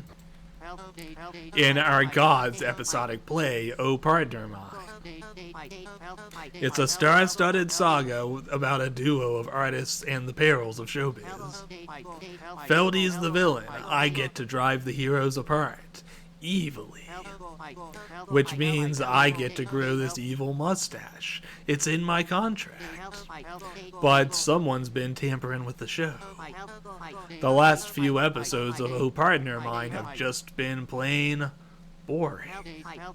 The band's been so uninspired they stopped playing, and I don't blame them. I can't get into evil character unless I've got a soundtrack. How else am I supposed to play the evilest villain who ever batted a villainy? It's tragic is what it is. Why, hello, darling. Aren't you just precious? My name is Oops, I almost said my real name. I'm actress in Hobby Who's episodic stage play, Oh Partner Mine. It's a show about two circus performers trying their absolute best to succeed together, despite the pressures of their fame-obsessed ringleader. Would you believe that Oh Partner Mine is written by Hobby Who's own gods? We Hobby Whoians are so very lucky to have the artsiest gods in the grove. Although lately the show has been slipping, it's worse with each passing episode. Biella and Styella's relationship was once nuanced, dramatic, demanding my full actress range. Now the writing is flat and bland. It's missing that special something. When the band returns to us, we can resume rehearsals. Then you'll see, Poodle. Sounds like the band is the first thing we need to get in order. It's a mess. Oh, Clack. A freaking mess. I haven't slept in weeks. I'm so busy managing this train wreck of a play. Gods know I didn't write the thing. It came from our usually very talented deities. I have no idea what's gotten into Click Clack and Thespius. They always work in perfect sync. Thespius, a writer for the ages. He can spin a golden story out of pure love. And Click Clack, the greatest editor of all time. They say his filing cabinets are so organized you'd weep. And now our actors won't rehearse because there's no music. If you don't mind, I'll be shriveling up like an exhausted raisin. Good luck with it. As for me, I've got things to solve.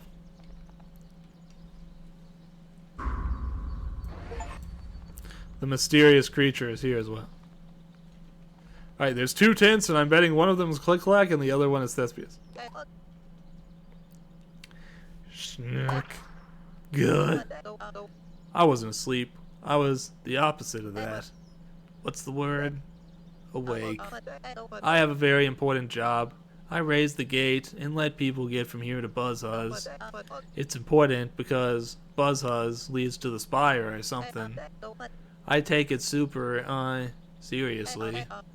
But the gate's heavy and I'm a little, tired.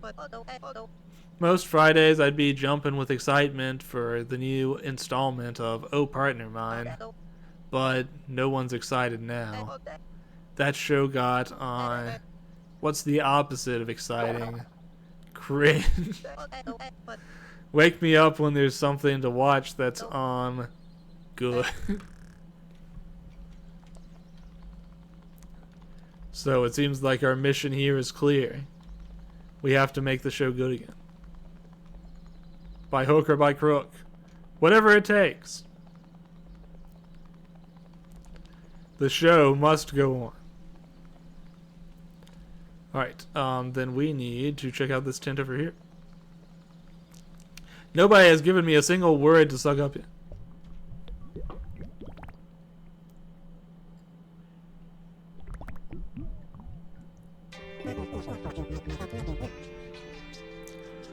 Oh, Tony, my four-string friend. Times are strange, baby, but so are we. Ah, guest. Godpoke, eh? Cobby told me to expect you, mon petit chauffeur. The name's Thespius, green god of love, and all that cool cat. You don't look very green to me. You look rather yellow. I'm the romance in the world's veins, the love and passion and music. I'm in love with love. I got a passion for passion. I work hand in hand with my lovely Click-Clack, my editor, bookkeeping partner. My work partner, of course. Work partner. Colleague, yeah.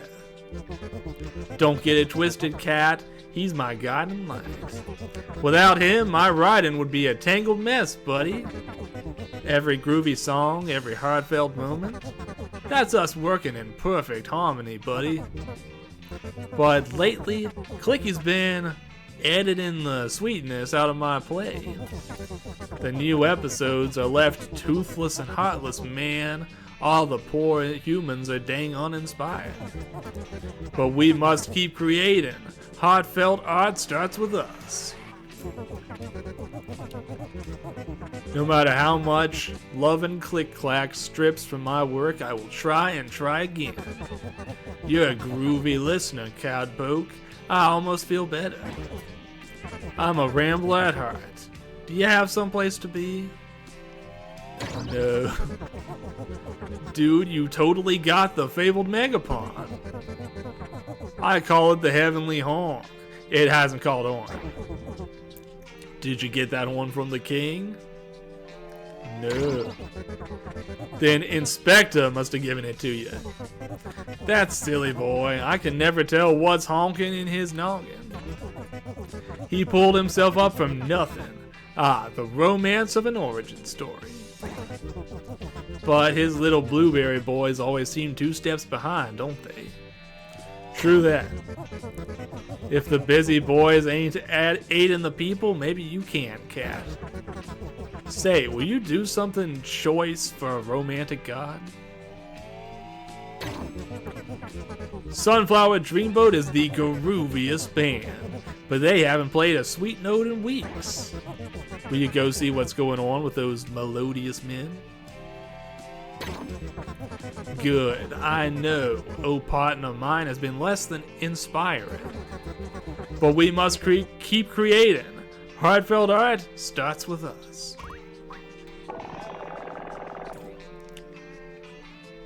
True. I hope those tuneful fellas can buck up soon. Au revoir, Godpoke. Well, now we know about Thespius.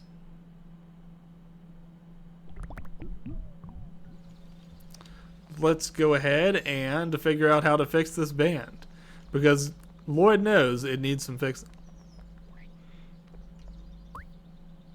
But first it needs pumpkins. Or maybe not. Oh, I've got too many pumpkins. That makes sense. I can bonk everyone with pumpkins all day, but it doesn't seem like we're going to make much progress.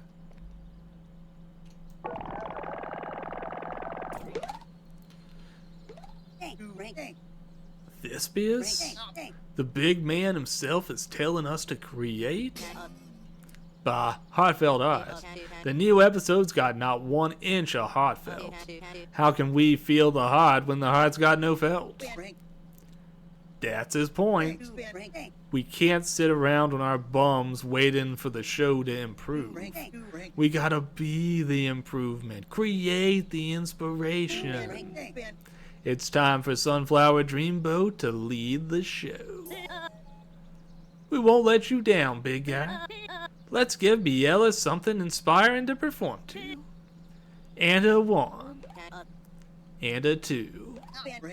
And a 3 and a 4 and a play me some more.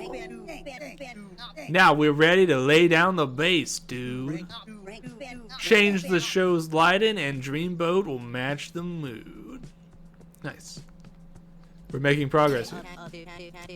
I am relieved, dog. Them licks are back in my bones. Sunny side up once again. Wink. Say, do you think Thespius' blessing is real magic? Or do we just like his encouragement? I've got a real good feeling. Now we're ready to lay down the bass, dude. Change the show's lighting and Dreamboat will match the mood.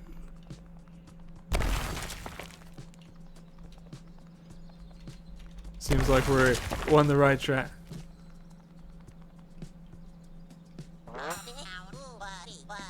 Who but? Stop sneaking up on a guy like that. Say, I hear music. Maybe this is truly the Hound of Tobby Hoo, or the town of Hobby Hoo. Although I was told Hobby Hoo is chock full of inspiration. Everyone just looks bored. This is the most confusing vacation ever. There's a really funny looking poster of Inspector on the ground here that's kind of hard to see.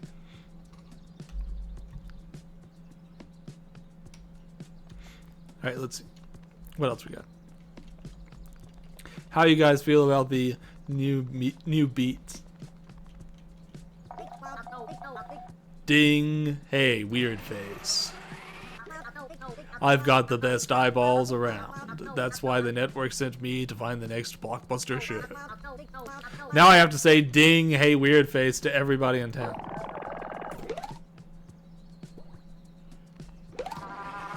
The dog didn't like it.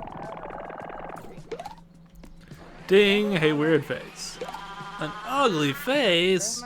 No, what if my crush sees? This can't be happening.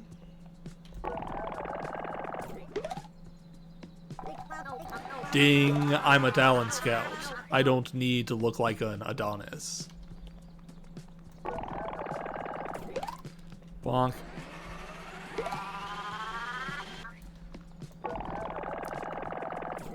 Bonk. Yeah, dude, I'm so ugly. That's why I have dozens of fans trying to jump me. I can't even open my bathroom window anymore.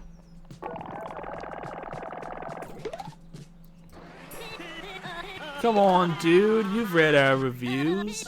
Music Time says, Daffodil's gap tooth is the charm of the band. Traders Weekly says, the foxy daffodil is the motorboat that keeps the dreamboat boating. High praise from a finance magazine. I'm sure they know what they're talking about. Oh, yeah. If I'm so ugly, how'd I snag these two total cuties? Even Thespius knows my face, dog. I bet you want to hear all about that. Seems like these folks are very confident in their faces. Come on with the pranks. Who are you, Cobbergale? Well, I don't think we're in Mildred anymore, Cobbergale. Sometimes I'm a little corny.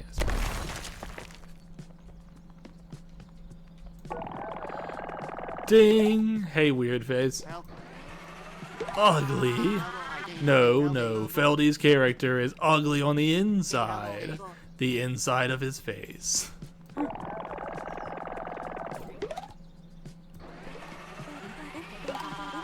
Spending time with that scouter, have we? Oh, how mistaken he is. That's just my mask. Take a closer look.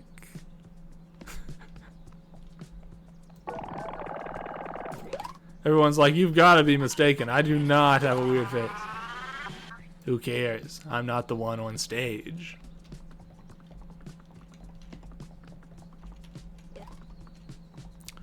Alright, let's see what else we got.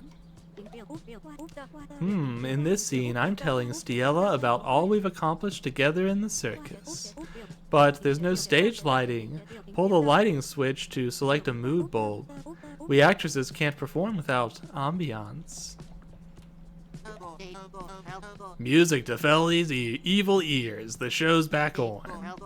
Let's see. In this scene, Feldy is reviewing the circus's performance. But there's no lights up on the stage. Kale surprise. Swap the lights using that lever, then come back to hear some dastardly dialogue. Feldy can't say his evil lines without proper lighting. Valid to be it. Action! Or at least that's what I would say if we were ready to perform. Oh wow, music is playing. Guess we can get this show on the road. Wrong. How wrong, foolish, hard-working Hrisha was. Some actors are rehearsing, but that diva Stiella has frolicked off to God's knows where. I don't blame Stiella for ditching. All the Zuh left the show when the romance was cut. Can you wrangle her if you get a chance? Our PA exploded. I don't have time to talk about it. If you want to see our actors do their thing, you can fiddle with that mood lighting switch over there. Then all you need to say is, action! Now, if you'll excuse me, I have Get Spaghetti sponsorships to strategically place. The meatballs are multiplying.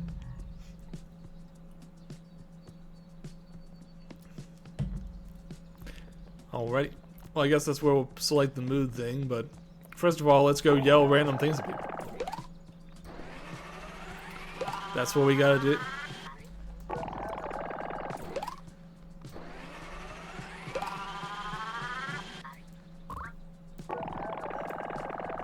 Hey, weird face.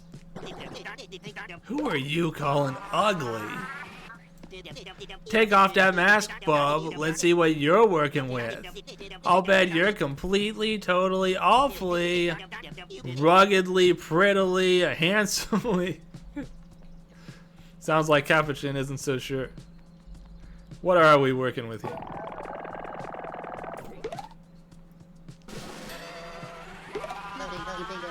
My next trick will be the break a knee. Is this person here saying they're going to break my knees? I'm no bear, ready to perform. What if my act's too weird? Don't someone have advice for a one-of-a-kind little buska?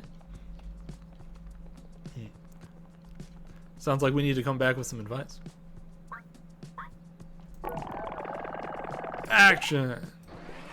These people are already acting.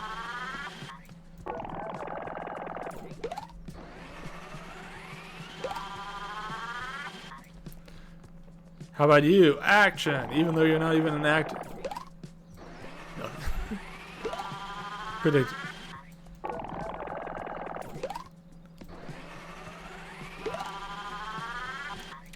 Right, I guess we should probably select the light.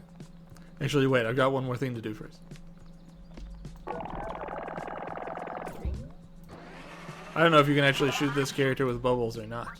They're kind of just inside their protective gatehouse there.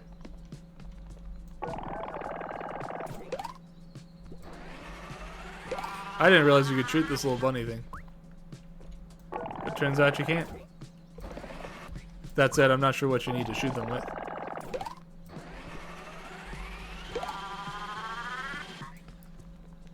Alright, back to it.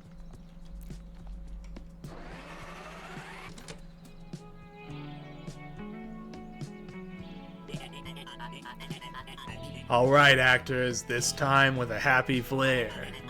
Pretend we haven't been rehearsing for 15 hours. And action. Oh, Feldy, wasn't our performance today just marvelous? Of course, the crowds ate it up. You're sure to make me plenty of cash. That's odd. I can't suck this one up.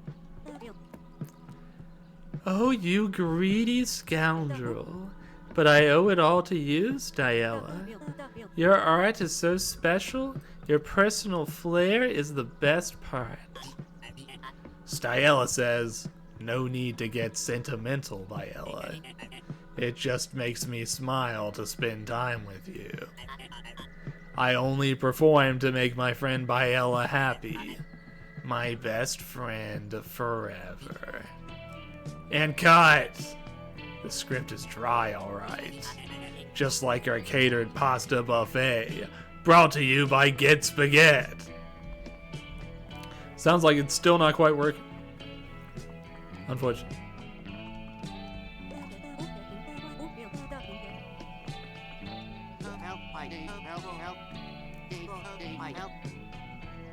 The stage lighting is joyful, so Feldy might tip his hat and say, hey, you're sure to make me plenty of cash.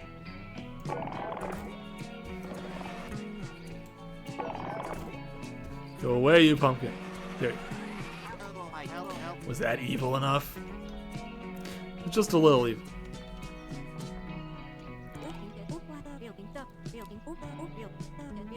Your personal flair makes your art so special. Are my vowels too breathy? The bird is not back in the nest. I repeat, the bird is gonzo. This show can't go on without Stiella. I'm an awful understudy. Well, when you're ready for a lackluster rehearsal, just say, action.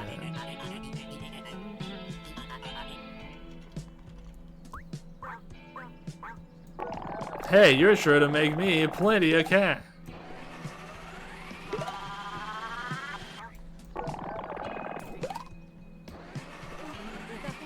Another day, another rehearsal of our boring lines. Before, each episode revealed new depths to our characters. Biella and Stiella locked in tension with one another. Now the script is lacking in soul. Where did the romance go?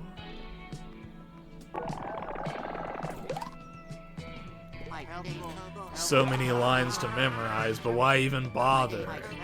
A villain is nothing without their hero. How can I be evil without some contrasting good? Stiella and Biella used to be in love. Now that was a duo Feldy could thwart. But colleagues, what's the point of acting the villain when the heroes aren't compelling?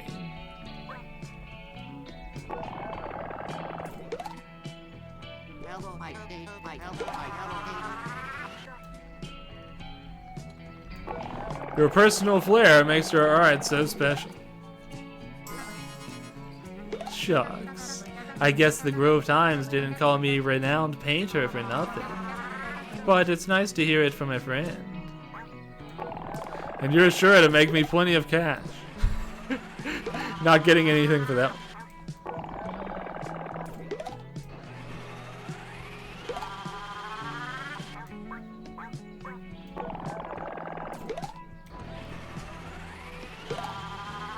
Let's go ironically shoot this at this business guy.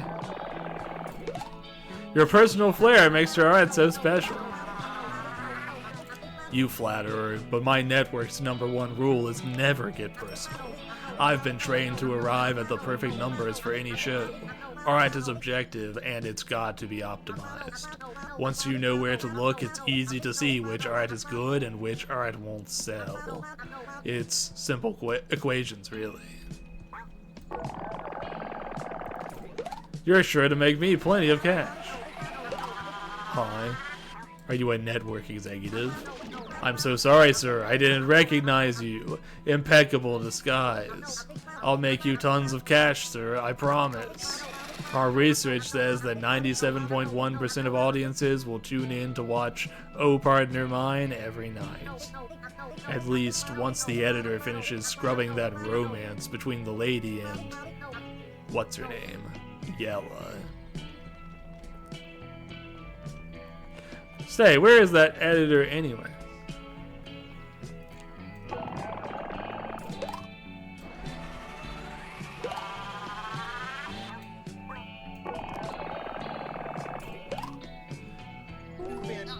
shoot, dude. Art from the soul is the best way to vibe.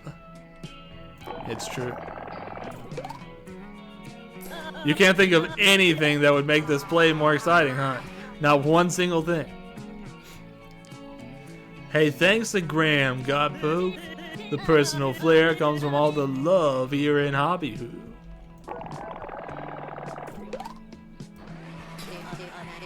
I'm happy to see we got a fan in you. Hey, Capuchin, your personal flair makes your art so special. Capuchin doesn't seem like much of an artist.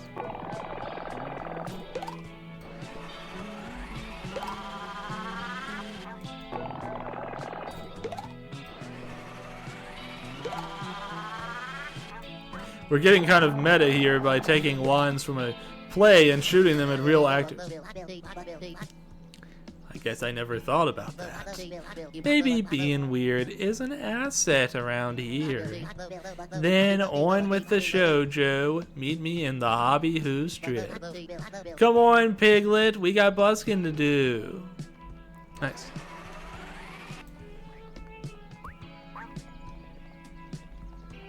Let's see. Now, they're gone, but I'm not really sure where they went. I'm sure they had something to do somewhere.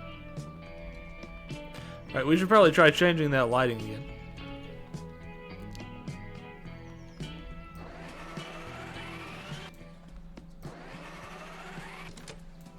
Sad. Make the stage sad. Sadness.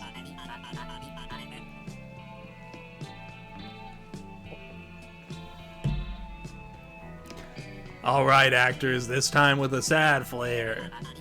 Think of how we all felt when Richie the PA went kablooey. And action. Oh, Feldy, please tell me you liked our performance today. Like it, the crowd was dismal. We barely turned a profit. Pocket change. I think it's time for some serious editing. You're a greedy scoundrel, but you're right. The audience was tired and bored. We used to work so well together, Styella. It pains my little heart. How did this partnership go so wrong? Ahem, Styella says.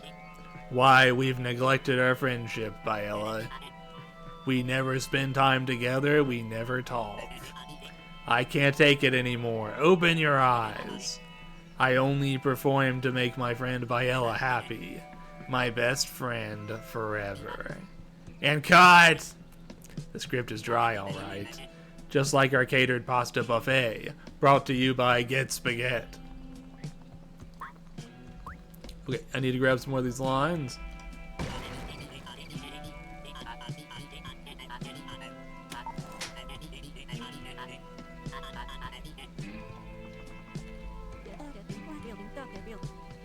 Oh, you know what I just realized? When they perform, I probably can run up to them and suck up the messages then.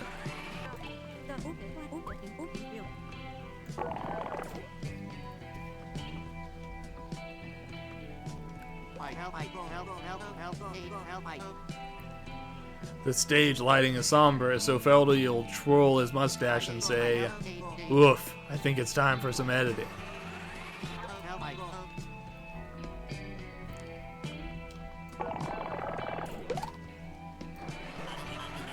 Yeah, that's why we keep practicing, Godpoke. Even if the show isn't good, we try our best to make it not awful. How'd this partnership go so wrong?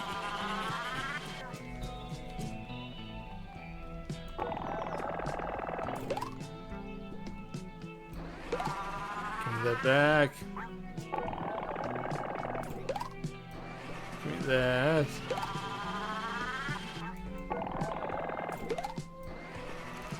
And give me that.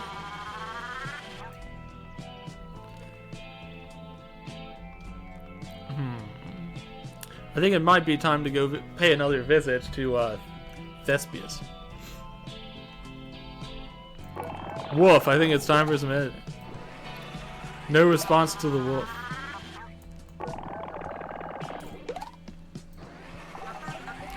Editing indeed. That's the core of my business. Chopping up a story is true art. How else do you make it appeal to everybody? I once signed a film about a lady who lost her girlfriend to an avalanche. It was based on a real story. Harrowing, tragic, depressing. By the time I was done with it, it was a comedy about two dogs opening an ice cream shop. And the network audiences loved it. Imagine.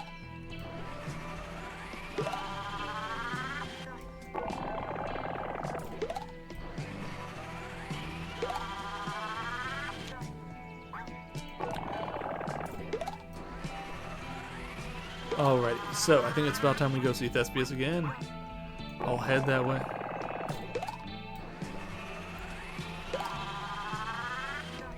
But first, let's go shoot sad things of these people.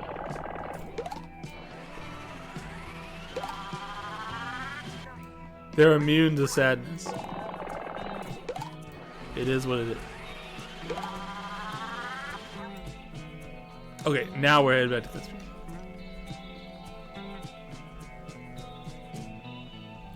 Up this way.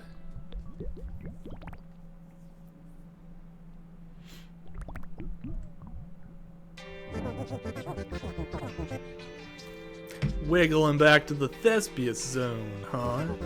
I don't blame you, dude. It's a chill spot I set up. I got some blacklight posters arriving any day now. Do you need a little advice on the haps in the hills? Yes, I do. Push, pull, watch the couch. Such confusion in the tower over what sounds like a great Tuesday night. Weren't those office workers a dynamic duo once? How sad, how bad. The plight of a partnership gone wrong. Reminds me of the dialogue in Oh Partner Mine. Womp womp. Care to hear my divine teachings once more, little dog? Then alrighty. Alright, let's see. I'm gonna shoot some of these messages. Hey, weird face. Oh, God, Poke, is this some, like, performance art? Like, challenging the beauty of a god? I'm not sure I get it. Now, what were we just musing about, baby? Oh, that's right.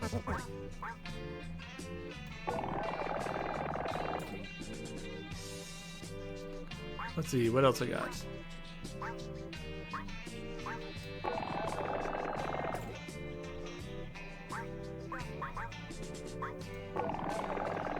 Action! No. How did this partnership go so wrong? Nothing. Okay, maybe I got nothing for now. No. Go forth with knowledge, godfolk. Carp your instrument. So let's go investigate that play a little bit more.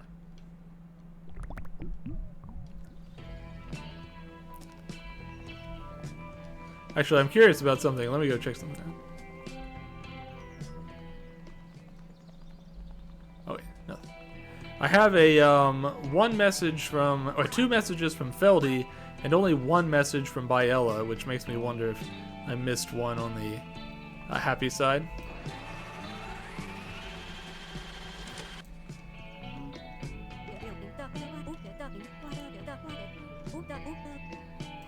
Personal flair makes your art special. Actually, I think I fired it at somebody and it did something, but I can't. Oh yeah, it allowed that one person to go to their busking job. Now that I remember it correctly. Alright, let me think.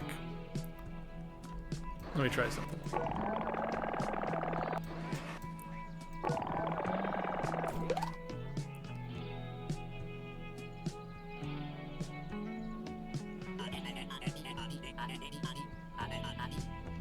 Okay, never mind. I can't move during this part. I thought maybe I could.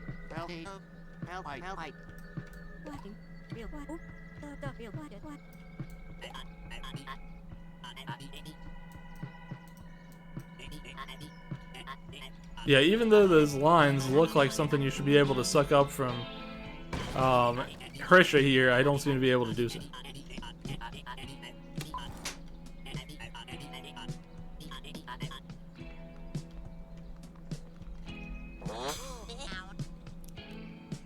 Aye, what's with all the scares? Now this pride of Hobbyhoo is kite and brotherful. I mean, bright and colorful. It reminds me of home in Buzzhuzz, before those stupids came in and wrecked everything. If you're traveling to Buzzhuzz next, careful not to take off the busy boys. They pack a mean punch. Mean punch.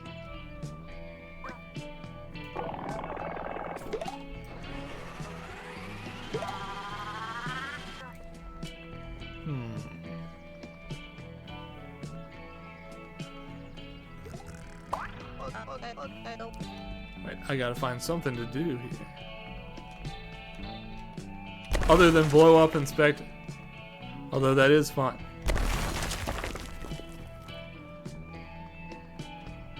I have one more idea.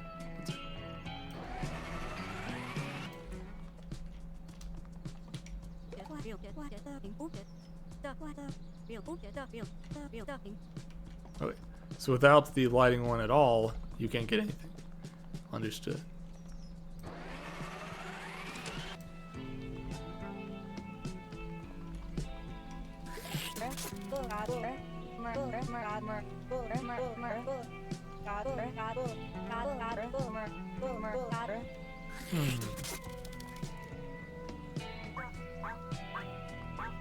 I still feel like I'm missing one. Oh, the art line from earlier. How do I keep seeming? I seem like I keep losing that one somehow. Strange.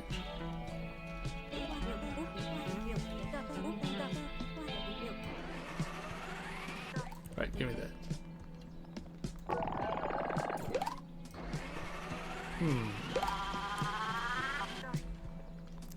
What do I need? Okay, G, I know what it looks like, but I gots to listen to these psychedelic jams. What if these handsome fellas are hiding musical clues? I better stay and listen to another few songs. Anything for King.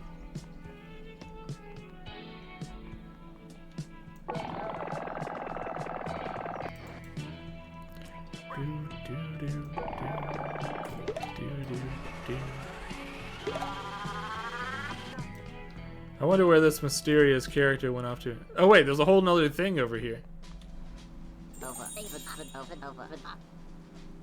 There's like the whole rest of the story over here behind this bus.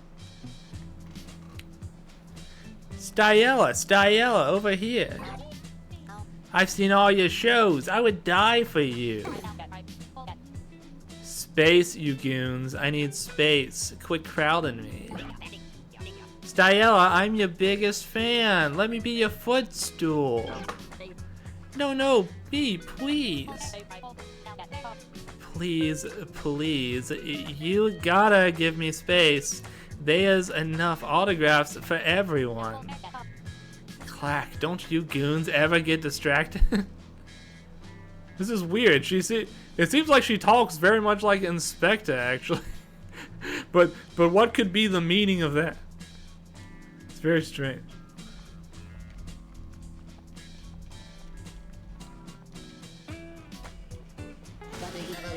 Oh, brother, there's so many hobsnocking goofs to perform.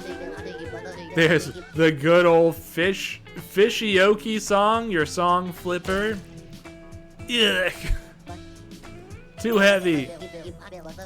Then I can pull a rabbit out of my magical hat. 3, 2, 1. How? What happened? Not quite mastered. Then I'll close with my old favorite. The good old Pickstickums. Steady. Ugh. How am I gonna master all these acts in so little time? The great Condal is only human. Hey, come to see my band play. I play for Slap Rock with my best baddie, Bud Babua John. Although no bro could be a better friend than my beautiful wife, the light of my life. She makes me feel, well, as my beautiful wife always says, ooh. I see. Great. Find somebody who makes you feel this way.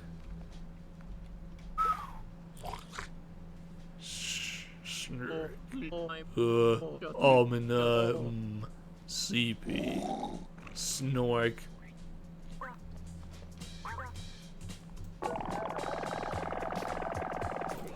Purple hand.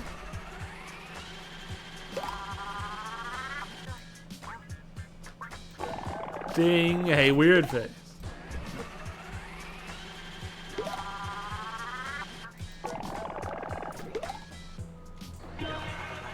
I know I'm not much to look at, bro. But my beautiful wife thinks I'm the hottest man in Hobby Hoop. When she sees me, my beautiful wife blushes and yells, yeah!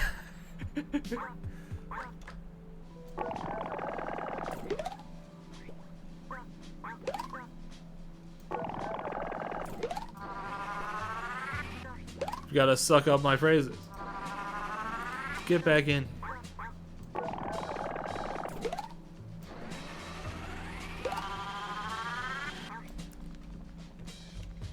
Alright, let's see.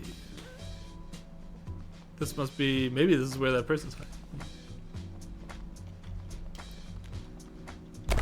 There's too many Inspector dolls here. We have to blow more up. Quit distracting me, toots. I might lose my place in line. Style is the real deal, a class act. And I would know, I'm a trained cinephile. Look at how she just stands there, with her feet. Don't bother me unless you find an even better performer than this lady.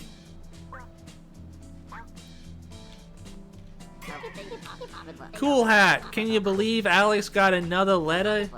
Just because that crybaby threatens to quit, he gets an X. X is the coolest letter in the alphabet. Mr. Capuchin says the first step in solving the mystery is to investigate Styella. I'll bet if I do a real good job, I'll get a bunch of letters. I'm gonna analyze Styella's handwriting inside and out. As soon as she autographs this glossy photo. I know we're supposed to be mystery solving, but Hobby Hoop's a flavor blast. There are real live celebrities like this one right here who smells like meatballs. Are you waiting for an autograph from Meatball Lady too? Hey, did you notice I earned a new letter? Did you? Capuchin said, I did such a good job fighting you.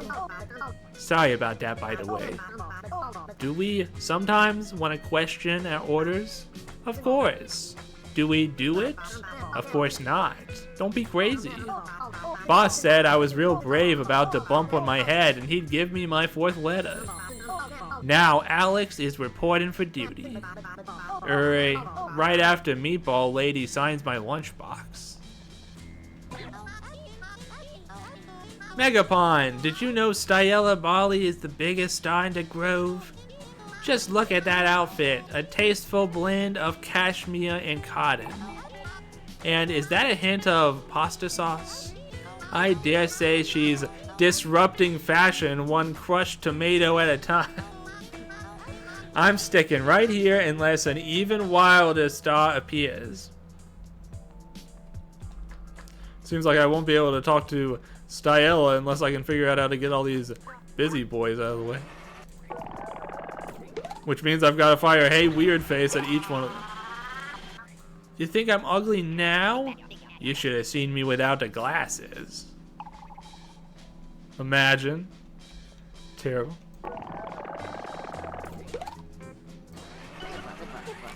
Pick on someone your own size, ugly hat. Ugly hat? Oh, that's too far. I'm sorry, cool hat. My hat is not ugly. What's the big idea, boss? You sound like the Green Gobbler.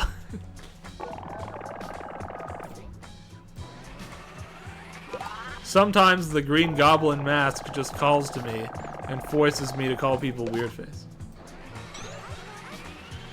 Why? You're as coolly? You're insane. You're stupid. Kappa, we gotta arrest Megapon. So. Alright, I'm gonna try shooting some of these things, and if it doesn't work on one of them, I'm not gonna shoot on all of them, because there's no way I need to shoot every one of these busy boys with every one of these phrases.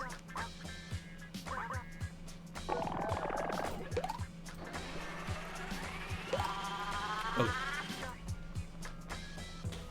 Let's see what's in here.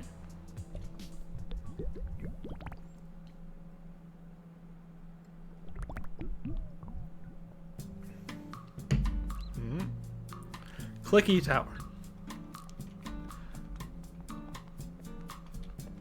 It looks like Clicky and Thespius were friends. Really, really good friends. The best friends, perhaps. For now, let's watch some more Busy Boy television.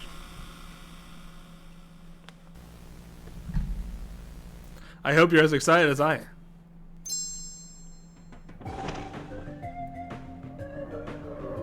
Nothing quite gets me going like educational television.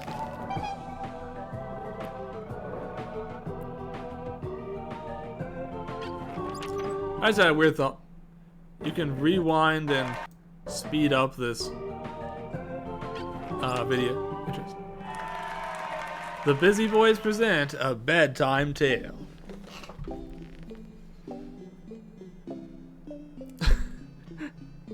What are we walking in on? A cheese and sausage platter.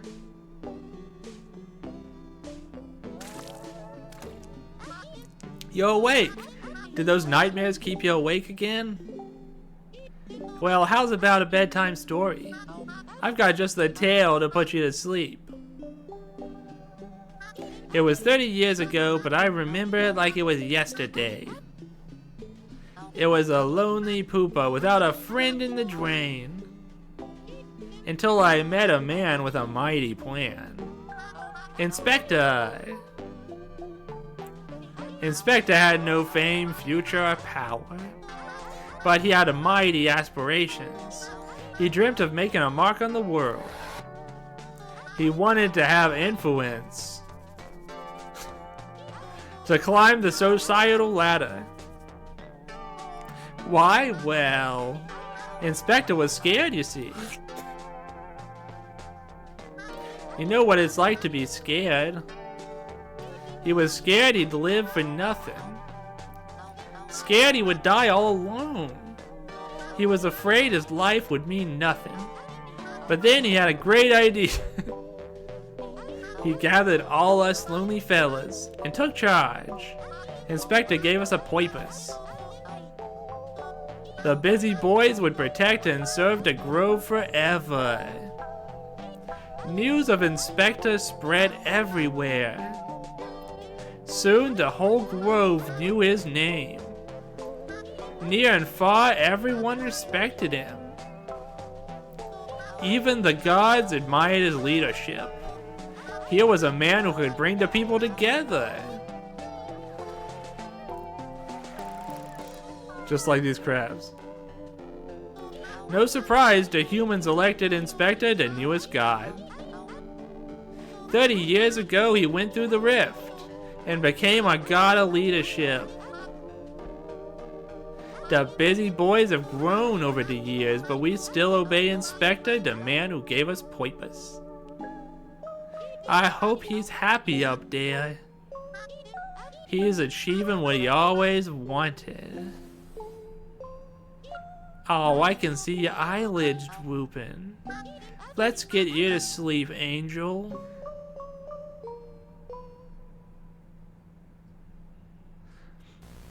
I hope you're all sleeping peacefully out there. Now let's continue the stream.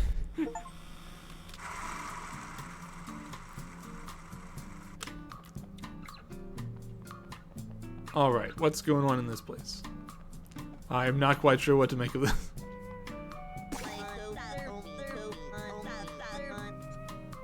Pull, pull, pull. Backwards I go. Backwards I stay. Didn't ya, Georgia, hear my Mr. Clack? We're pulling it. Hurrick backwards. Georgia's pulling it forwards. Forwards. I'm done talking to her. Some people just don't listen. Oh my god. Let me pull. That feisty diva Jacob is doing it wrong. The boss told us to pull it backwards, but he's pulling forwards. How's my best friend such a harebrain? What, Jacob? You can't follow instructions no more? Seems like it's a pretty dire situation. That looks like a portrait of King up there. King has a scimitar, I just noticed, like a golden scimitar. Strange.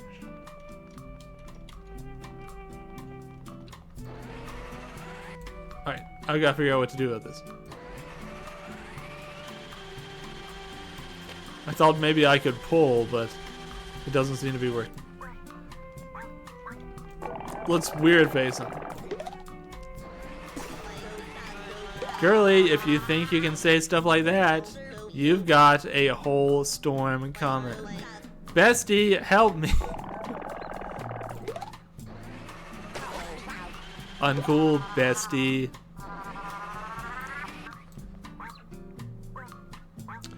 Let's see, how did this partnership go so wrong? I'll tell you how it went wrong. That silly ham Jacob keeps pulling forward instead of back. Forward, you're pulling forward. I'm pulling back, plain as day. Anywho, I'm not talking to you. I shouldn't have even said that. Wait just a tick. We both think we're pulling backward. Oh, hog wallop. Does that mean we're facing each other? Aw, hams, see what comes when we listen to one another? Maybe we's a little bit dim sometimes, buddy, pal, Georgia gal. Let's try moving towards your backwards. Ready, bestie? Oh, Georgia, you're so smart, a natural-born genius. Click-Clack always says listening is important, and he is the god of storytelling, so he would know. That's right, bestie. No more fighting over our shared brain cell. Then let's move this thing. I push, you pull. Countdown. 6, 4, 11, 0. Alley-oop. Wahoo. We did it. Good job. I'd love to see a good plan come together.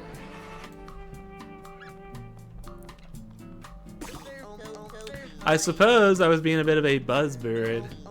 The god of storytelling's right. Looks what happens when we talk to one another. Let's get this bread, bestie. Teamwork makes the dream work, just like Mr. Clacka says. Click-Clack and Thespius really are crafting a dream, eh? It's nice to see people get along just as good as me and my bestie, Jacob. Get over here and gimme a teamwork boosting smooch on the lips. Right, I need to shoot these people with more phrases. Although I can't really think of any of these that are likely to do much.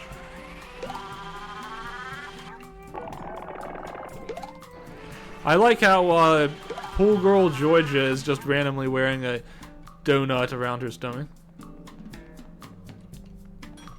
It's a fashion choice for sure. I got some donuts recently. A whole box of donuts to reward my household.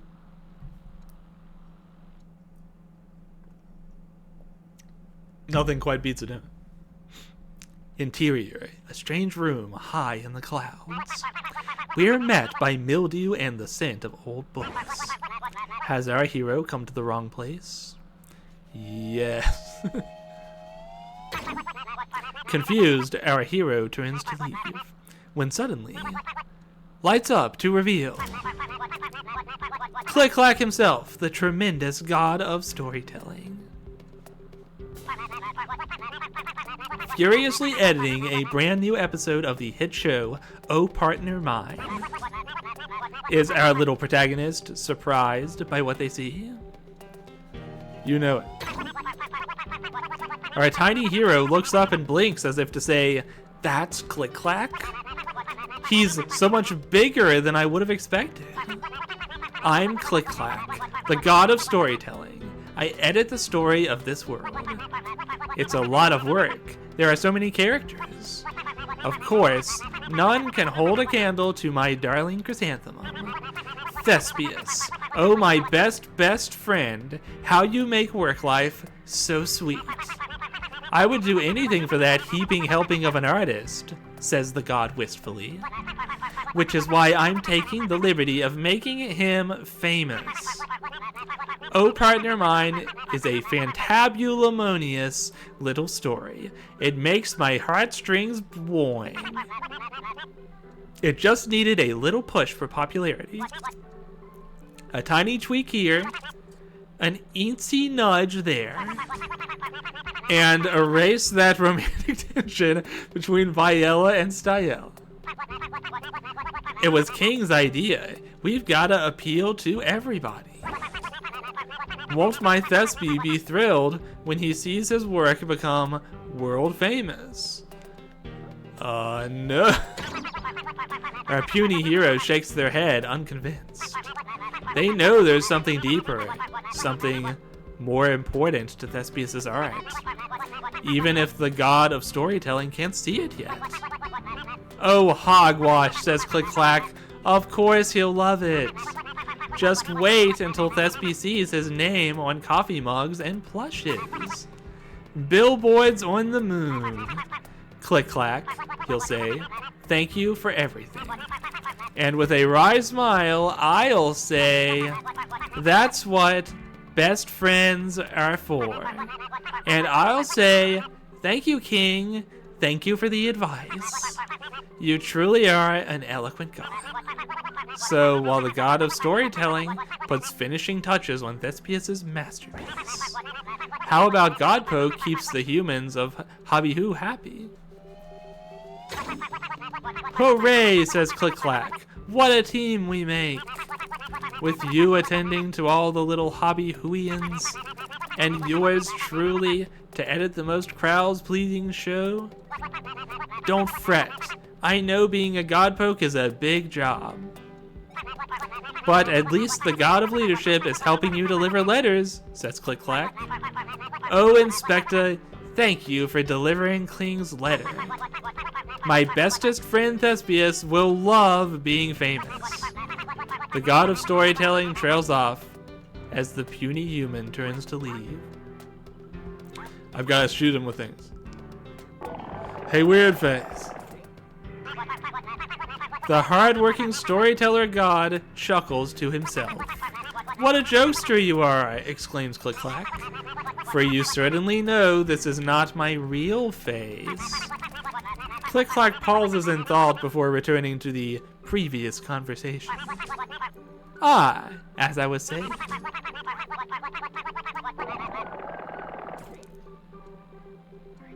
Let's see, any other interesting things to shoot here?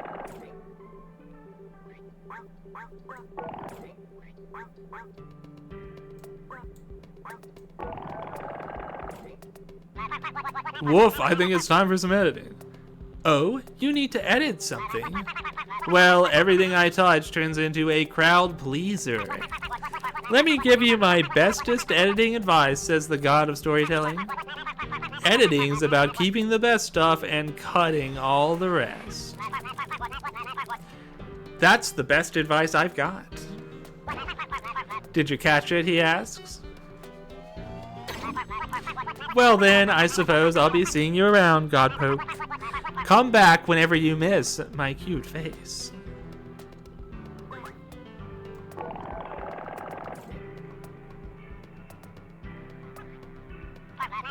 Our tiny hero packs up and turns to leave. And that's ClickClack. Well, it sounds like we've got our own mission to take care of here. We need to help people around town with their problems. By the way, I'll probably go about another 20 to 30 minutes, and then I'll probably take off to get some dinner.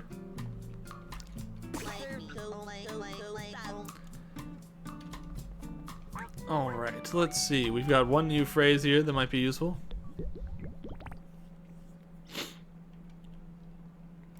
I don't think it'll accomplish our goal of moving all these busy boys just yet, but...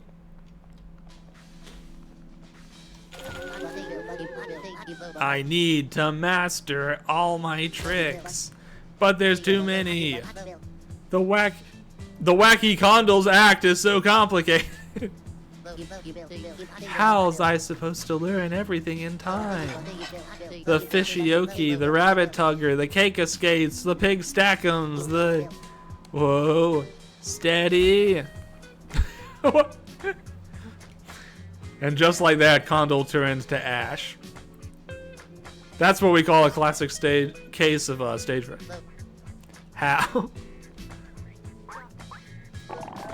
Editing's about keeping the best stuff and cutting all the rest, Condal. Huh? Take out all the rest? Oh, I see it now, kid. I don't need a million billion tricks for my act. Just one good trick. Let's edit out the fishioki. Let's edit out the cake escapes. No need for the rabbit tugging. And I'll focus on my best trick. The good old pig stackums. Come on, Condal, it was your first trick. You know it by heart. Don't think about anything else, just focus. Aha! Guys! What's that mook doing? Is he on a pig? Focus, Conley Poo, everyone's watching. 3, 2, 1. Howawoo! Boys, we gotta investigate. He's a real star, not like that lady just standing there. Can I get your autograph, sir? They love me. They really do. Hip hip, hazoo. Excellent. Peas Louise. How do the hobby Hooians get anything done with so much star power going around? Well, good old Alex will be back on the job. I just want to watch for 5 more minutes. Change your plans, Cool Hat. It's time to investigate this fella. Look at all those pigs. How's he doing that? I'm gonna stay right here and check for anything suspicious. Even if I gotta watch his act to the very end. Cause that's what a real detective does.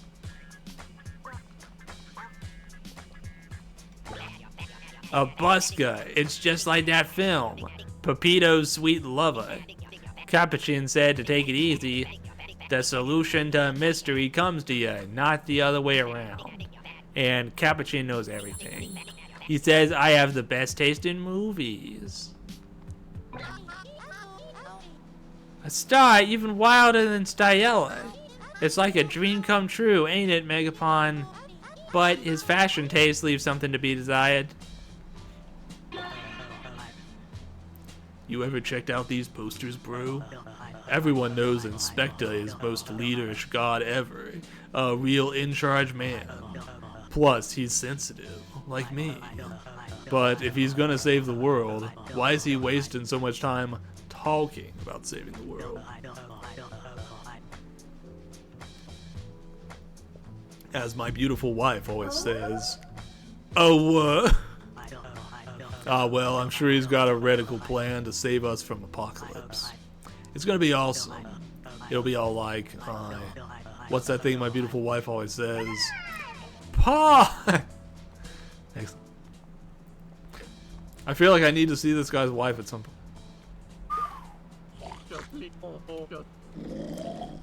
This guy's still sleeping. It's my best performance ever. Danky danky, clicky clackety. Now we can finally talk to this person. After we blow up one inspector. Okay. It looks like Inspector's posters are everywhere, and King's posters are all drawn over with a big nose sign. Oh gosh, finally I can breathe. I used to paparazzos, but I tell ya, these gnomes are something else. Someone ought to give those guys a coloring book or something. Well, it's not like I've got anything better to do. Ever since the romance was pulled, our show's got boring sponsors out the wazoo. Millennium Insurance, Speckle Internet, and now we are catered by Get Spaghetti trademark. And do you know what spaghetti sauce does, idiot? It stains. My outfit is plastered with the stuff. I ain't going back to rehearsals till I get a fresh outfit. A flowy dress with lots of patterns to catch the eyes. Please, I need that dress. This feels like it's going to be an awkward thing to shoot people. And hold the sauce.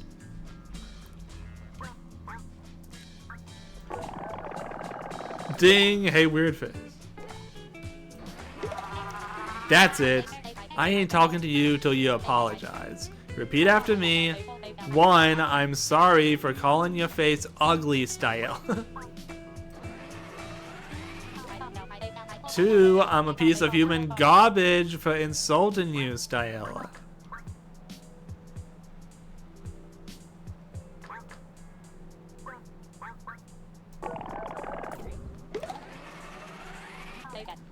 Say it. Okay, let's see. I'm sorry for calling your face ugly, style. Good. Now say the second part. I'm a piece of human garbage for insulting you, style. Much better.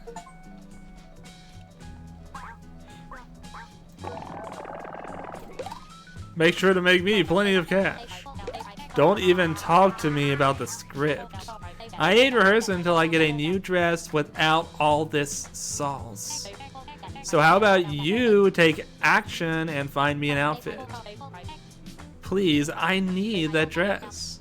And hold the sauce.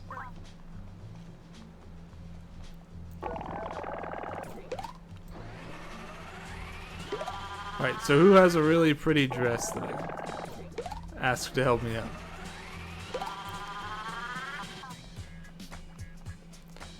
Let's see. Probably, if I think about it, there's a person back in town that I haven't really interacted with very much. I imagine it's probably them.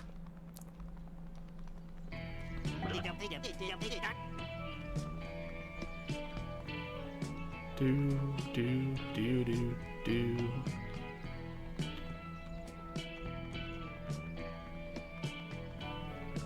Let's see, right here. Please, I need that pretty dress. What? My outfit? I can't give it willy-nilly to some actress, but if that request came from a very special, handsome someone, I would give it up in an instant. Sounds like I need to get the request from somebody else. Tricky.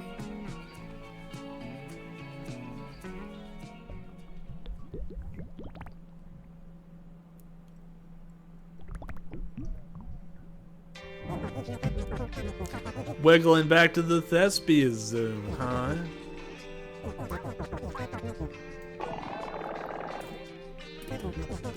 My goodness, Stella don't got her sweet digs, no costume.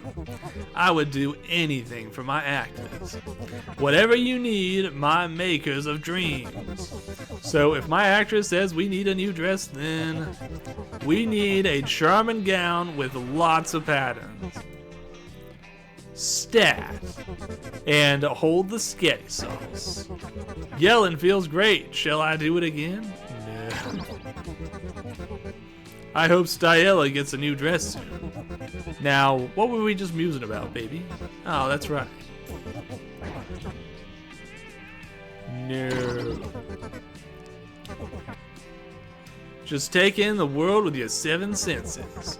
I suppose Tony and I will see you around town, clown. Inspire them all, Godpoke.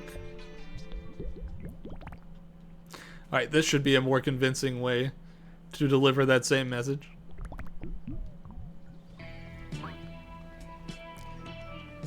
Kablam! Thespius wants my dress? Thespius, hold on, I'm gonna change in my tent. Yeep! Wait, no time for that! What if he changes his mind? Here you go, Thespius! I would die for you! Give me that! Great. Now we've got the dress. I hope Thespius likes my dress. Does he know I rubbed my scent all over it? I'm sure he knows Pat. I'm sure.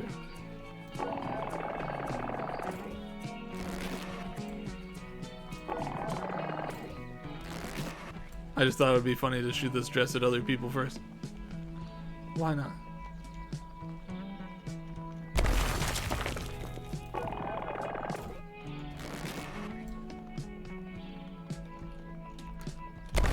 Every now and then I do something that would have disastrous consequences if the game really let me do it. Like, I fired my dress at that fire just now. What if it had burned? Would have been great. Alright, here you go, Styella. Ah, it's perfect. What'd you have to do to get this? Actually, I don't want to know. Come see me grace the stage at the amphitheater sometime. Great. We're making progress. We're getting it done. Soon we'll have a whole show and everything.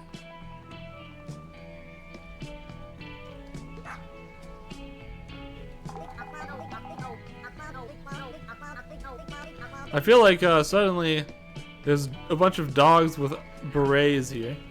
Strange. But they're all named Rodney. Odd.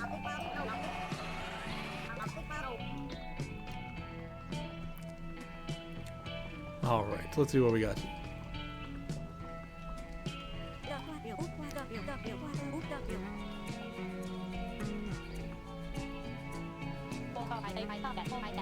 So you came back to see a master perform, huh? In this scene, I'm trying to get Biella to understand how I feel about it. The theater's lit happy, so I would say it just makes me smile to spend time with you. I'll take that encore now. Sounds like the play is back on track. Styella's back. Okay, well that's sorted, I guess. You're an amazing PA. Yes, you're my PA now, don't forget. But it doesn't matter. We can rehearse this god-awful draft all day, and it won't change a thing. It's missing the oomph. The play's driving force, Styella and Biella's tension. Why is it missing the oomph? Every director's nightmare. Fickle editors. Click-clack got all the romance edited out. So we had to toss the romantic light bulb. I don't remember where we sent it. The Hobby Who strip is full of flashy, obnoxious lights. If we had that purple light bulb, we could really spice up our show. But the show must go on. And action.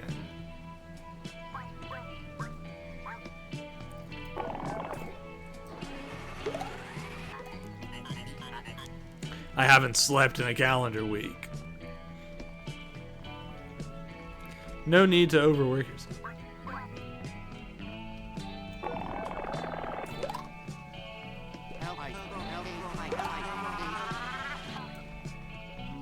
Alrighty, let's see.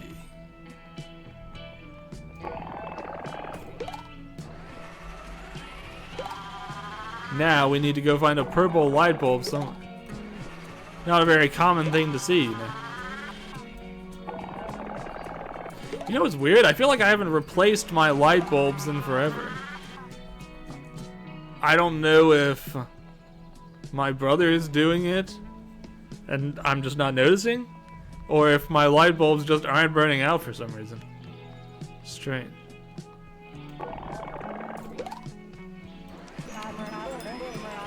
You sweet, gentle godpoke, the feeling's mutual. But if I'm ever invited to Thespius' realm, none of these mortals will ever see me again.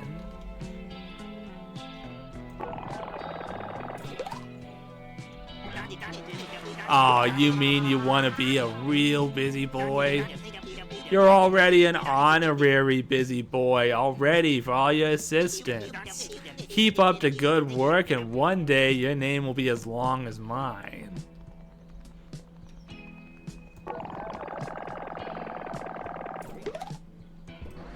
Oh, you can shoot this person, it's just somewhat difficult.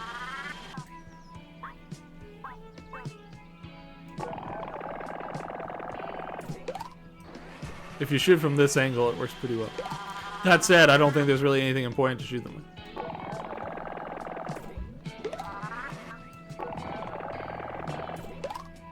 Hey, weird face. Who are you, my mother? Your mother calls you weird face? That's not great. Where's the unconditional love? Even if you have a weird face.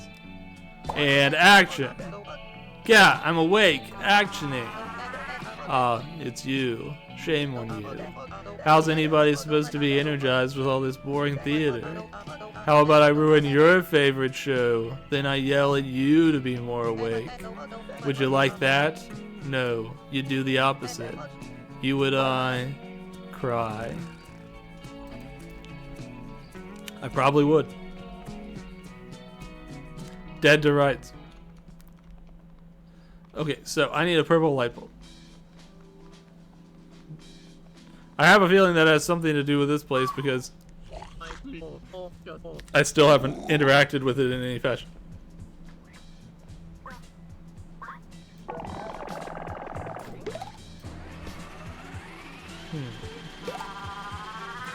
A purple light bulb, huh? Well, maybe we can go talk to Click Clack and get some more information there.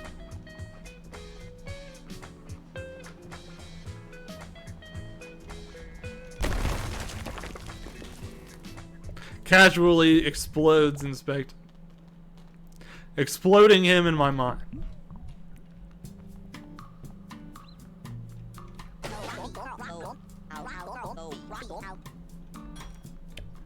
Let's see.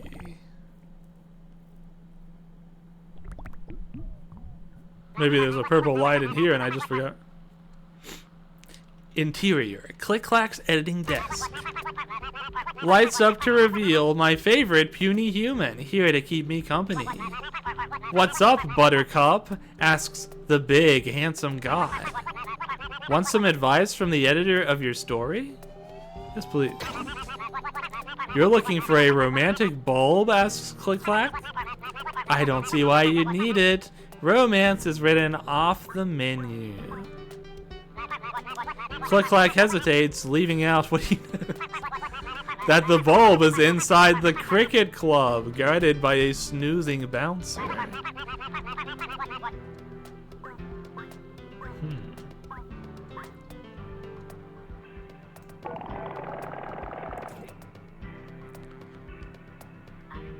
Let's see.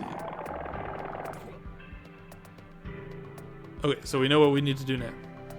Although I don't think I got an actual message there, so I'm gonna have to get a little creative.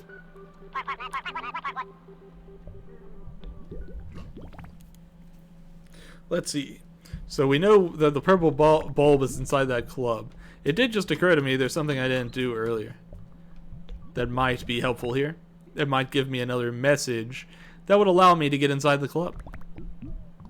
I don't think I've ever been in a club in my life. I probably will die without ever having been in one, now that I think of it. He should have been at the club. That's what they'll say about him. Okay, so what I didn't do earlier was I didn't turn this to a sad version.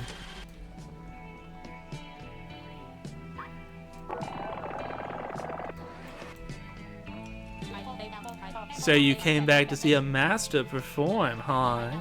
In this scene, I'm trying to get Biella to understand how I feel about it. The theater's lit sad, so I would say, I can't take it, open your eyes. Let's see, I need to get rid of one of these. Whoop.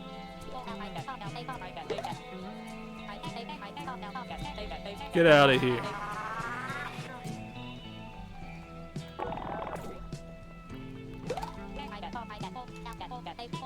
Okay, this should be the message. I'll take that encore now. Alright, let's go and... Actually, before we do that, I have a funny idea. Let's shoot this. What? My eyes are wide open. Oh, it's you. Shame on you. Okay.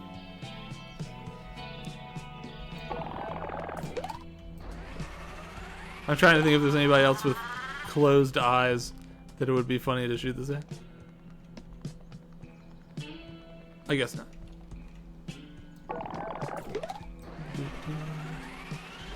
Give me that back. Alrighty, let's go and fire this where it needs to go.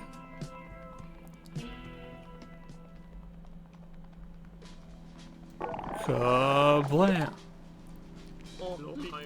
Snurk. Hello? Oh, my clack, I'm sleeping on the job. I'm a terrible bouncer, bro. It's just... Oh, partner of mine has been so boring lately. I'm sleepy. Ah, you want to enjoy speed dating night at the cricket club, bro? Go ahead, bro. Great.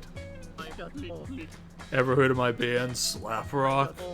Meows and I play in soul cricket pretty often, bro. They say being in a band makes you 11 times as likely to find love. But I think people are too intimidated by my big old man muscles. Tragic, bro. I need one thing before I go in there. Oh wait, no, I'm good.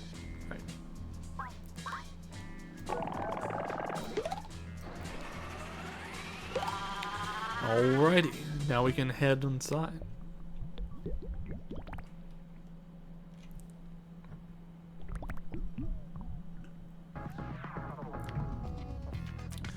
More characters. There's so many characters. It's just a crazy amount of characters. Lots of wacky looking characters. Actually, at least one of these we recognize. And Capuchin too, I suppose.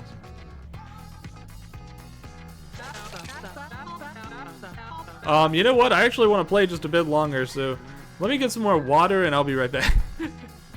I ran out of water and I was trying to discreetly hide that fact until I ended stream, but I want to go for like at least a little while longer.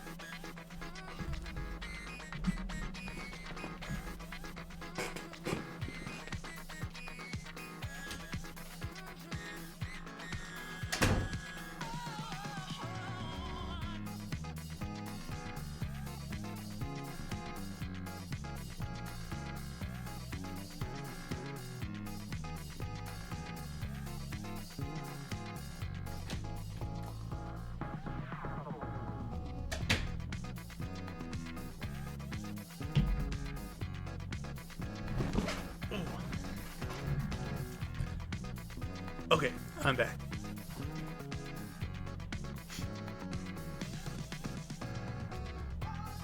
Let's give myself a hard cutoff time of like 15 minutes from now. Well, howdy there, cowboy. Welcome to Soul Cricket. Patience Zero is the hip host of Hobby Who's Hottest Happening on Location. I'm a triple threat. That means I can dance, serve a mean cocktail, and tell riveting anecdotes about the banalities of my life. Though nobody's ever got time to listen. Oh, Patience, I don't have 4 hours for a story about the time you burned an omelet. These chuckleheads have got no patience for patience. Anyway, are you here for speed dating night? Everyone in this bar is looking for love. It's a regular old Lonely Hearts Club. But I think I forgot to hire the matchmaker.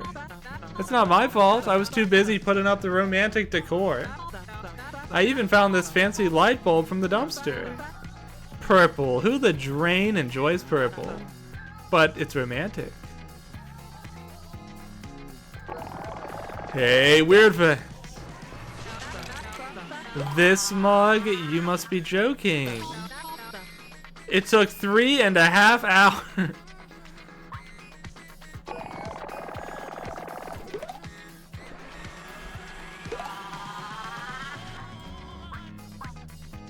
The music in here's gotta be too. Oh, honey, you flatter me. But one thing at a time, there are customers to matchmake first. I'll come back and shoot that bulb and that bulb message in a minute. You must be the new matchmaker for speed dating night. I call going seconds. Once you match Robart, come back pronto. I don't got time to wait around all night. Hey, weird face. Ugly because of my sky. I think it looks cool as Cobb. I got it fighting off a sandwich stealing seagull on a lunch break. What could I do? I only got 60 seconds for lunch. She looks like she has a stressful job. Is the vibe that I'm getting.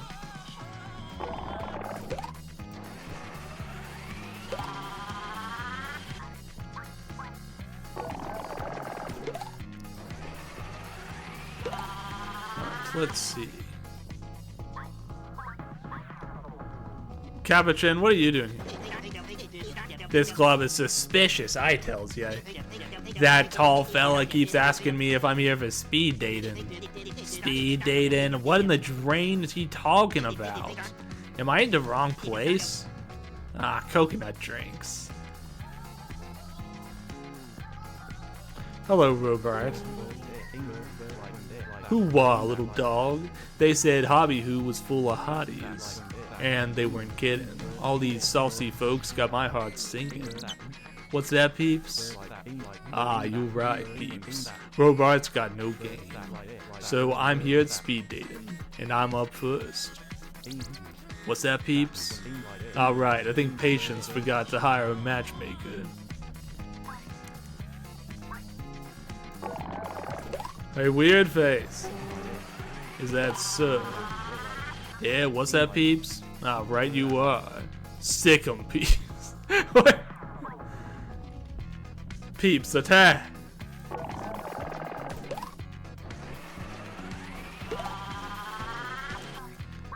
Alright, let's see.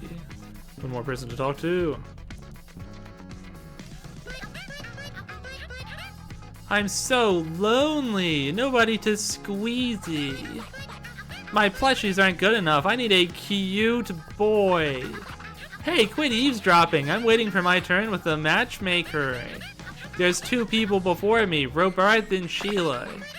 Then Mina time, baby. I'm betting I'm gonna have to matchmake everybody in this club before they'll give me that purple light. That's sort of the vibe I'm getting here. Hey, weird face.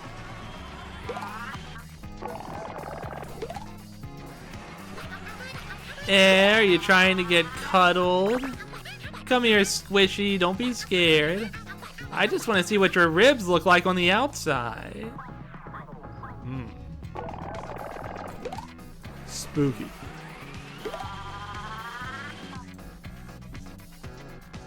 Alright, give me that bulb.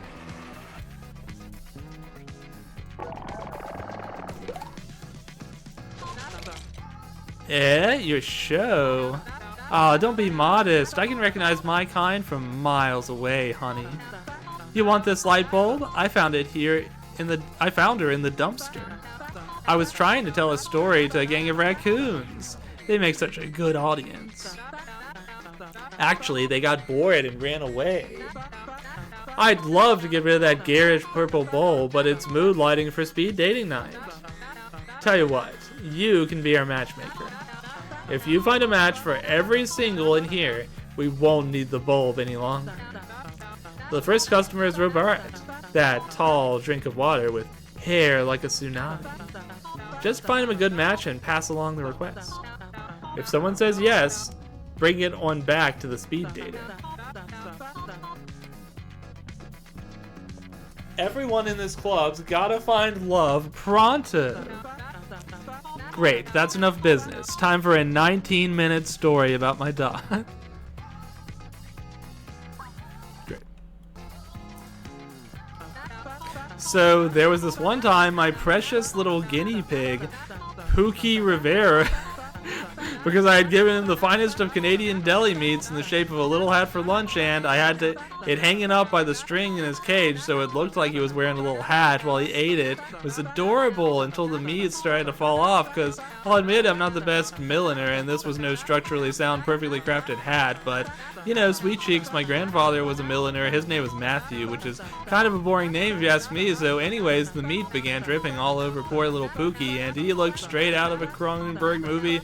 Caked it liver with tendon on his head and innards around his neck like a feathered boa. It was awful, but that didn't stop Pookie from snacking and eating all the lunch meat off his own back, looking like some auto-cannibal, which, you know, I could never do the whole cannibal thing, no matter how trendy it becomes. It's just not for me, but when I was a kid, I thought cannibal meant you only ate things from cans, and oh, how I wish that's what it meant. So anyway, I had to plop old Pookie in a bath of pomegranate juice and powdered sugar, because that's what gets the meat smells out, and long story short, no meat hats for Pookie, although I did try a meat knit sweater once, and...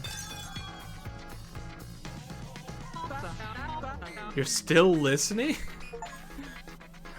I got an achievement for listening to Patience's entire story. Fantastic.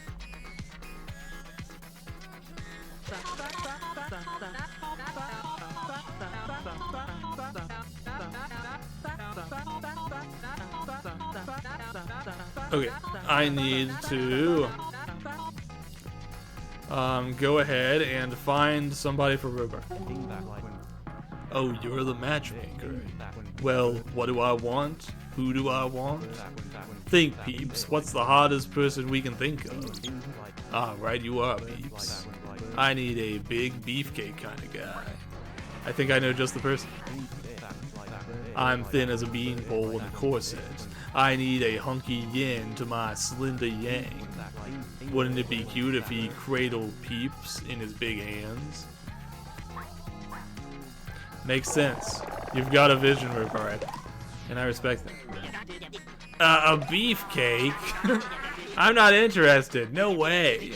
Get out of my face before I make you regret making me think about those things.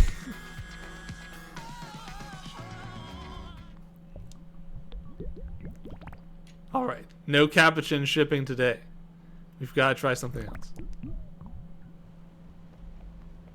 I'm figuring it's probably you, big fella. Whoa, me?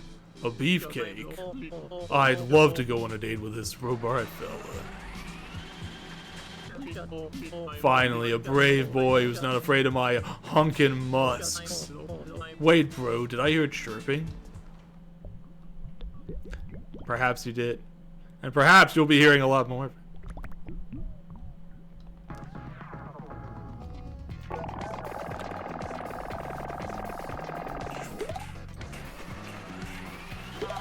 Let's shoot Robert with this message. Whoa, love is on the line, baby. He sounds so strong and bold, but a little sweet too. Like a good curry. You really know how to pick 'em, matchmaker. Nice. I've got to be the busiest guy on this side of the Mississippi. I've never have loved dating. I'm too busy. Whenever I go on a date, they always get down on their knee and say, Sheila, Then they say some other stuff probably, but I'm not listening because I'm already down the block. I don't have time to listen to their slow sentence. I need a busy cutie who never has time for me. Mood, TBH.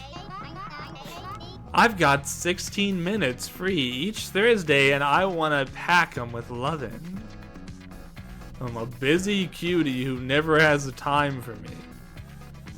Well, that sounds tricky. Where have we seen a workaholic around here?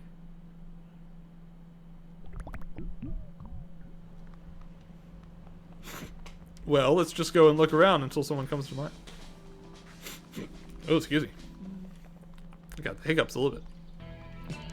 Usually the hiccups are a pretty good sign that it's close to time I should end stream because it means I've been drinking way more water than usual. A busy cutie who never has time for me. Oh wait, maybe this person. Hi, a busybody. That sounds like me to a T. I've got a cool 15 later for lunch. See ya, Sheila. Nice. I needed another coffee anyway. Maybe one of them fancy flirty flumpuccinos. That busy gal and I will have the fastest date ever.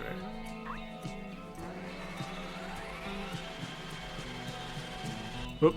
It looks like one of my things is switching, which is almost like I can't take it while I hit this one while I've already got the other one. Let me try firing this one off. And maybe...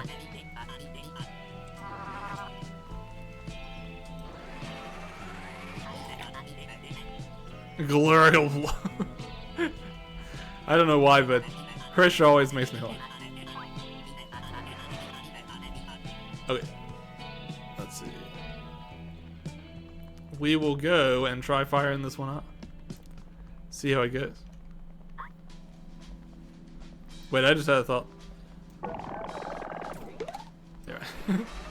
I thought it would be funny to fire this busy line at one of the busy boys, but it doesn't seem like it corresponds. They're so far removed from the idea of being busy that they can't even understand what I'm saying to them.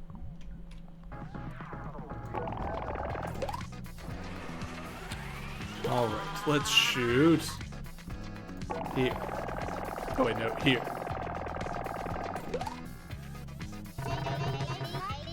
A busybody with a packed schedule and a big heart. She's perfect. I gotta plan out her first date quick. I hear there's a bar that specializes in 60-second clams. If the cab ride's short, that leaves us a whole 10 minutes for smooching. Excellent. I can see I've done a great job. Singles night has never gone better. I got a crush. She's perfect. I gotta plan our first date quick. I hear there's a bar that specializes in 60-second clams. Imagine eating 60-second clams. The fastest meal of your life. Why are you bothering me, dummy? It's my turn for speed dating. Oh, I see. You must be the matchmaker. Whoops. Well, I'm looking for a cuddle buddy boy to squeeze while we read on the couch. And no baby squeeze either. I've broken a dozen so-called men with my cuddle. My reading buddy's gotta have superhuman squishability. And bookish too. He's gotta read out loud while I squeeze him. Give me a bookish boy with a big squishy cuddle body. Is that too much to ask? A bookish boy with a big squishy cuddle body. What are we talking about? I tell you what that makes me think of is, it kind of makes me think about the god Click Clack, who is always talking about how big they are, and is an editor. But I somehow feel like this won't go quite right. I'm gonna try it anyway. And after that, we probably gotta end stream because it's getting a bit late for me.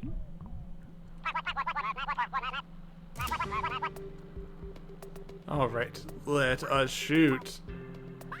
Give me a bookish boy with a big, squishy cuddle body. The god of storytelling looks puzzled. Then realization washes across his face. Why is that human asking for me? The biggest, most squeezable, most book-loving god in the grove? I don't smooch humans, but Mina's welcome to cuddle me anytime. Who knew that the god of storytelling had such adoring fans? Click-clack pauses in the thought before returning to the previous conversation. As I was saying. Right. Did you hear that tiny purple girl? A squishy cuddle buddy? The god of storytelling looks puzzled. Oh, there we go. I got everything I need. No, we're all good. The little hero shakes their head, making a mental note to return whenever they felt stuck. Until next time, bellows the magnificent god. And out we go. We've got the message we need to finish all of the matchmaking in the club.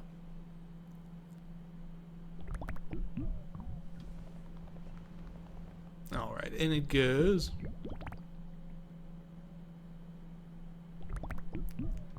And we will shoot the message. Blam. No kissing, that's fine. I just need a big cuddler. But that boy better know what he's in for. 'Cause he looks like an egg. And you better believe that I've broken an egg with a cuddle before. Probably thousands. Well, looks like that's another job well done. Well, ain't you a good matchmaker, darling? You really know how to listen. But there's still one more single in here waiting to be matched. Me. I need a good listener, someone who likes me, stories and all. I want someone with the patience to listen to my 8-hour story. But don't expect any takers. No one has the patience for patience. I've gossiped with every single gal, gent, and god in Hobby Who. And I've put them all to sleep. Every last one.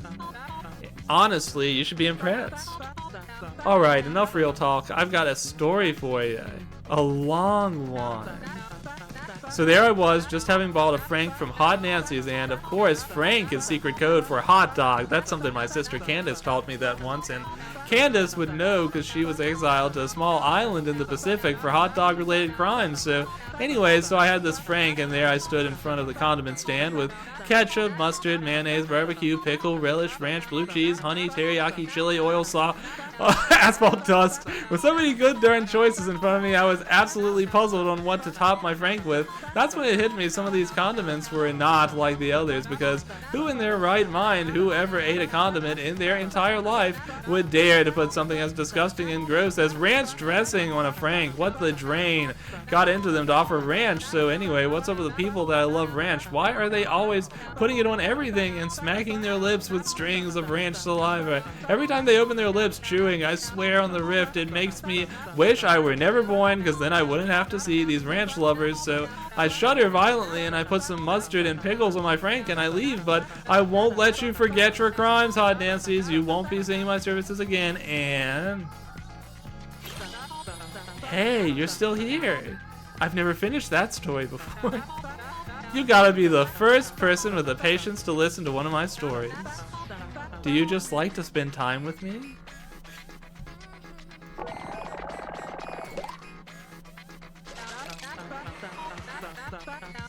You can launch that request at Hobby Hooians all day long. You won't have any luck.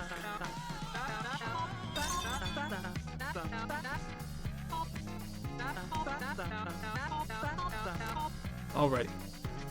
So... Actually, I need to get that message back. I lost it. Oh. So I think what we're going to do is we're going to have to call it here. But next time, we will find patience, her promised lover. I'm sure there's someone out there somewhere. Thanks for joining me again today. I've been having a lot of fun with Great God's Grove. This matchmaking pride especially has been quite silly and amusing.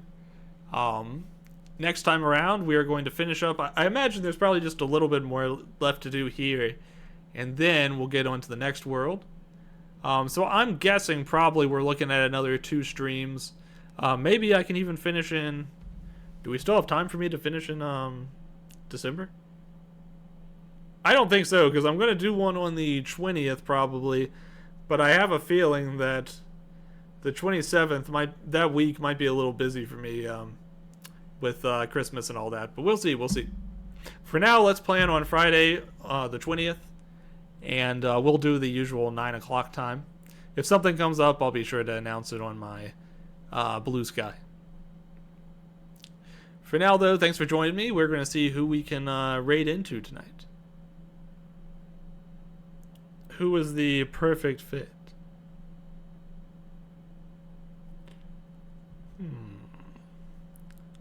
Following. And we'll find somebody. Who's it going to be? All kinds of options.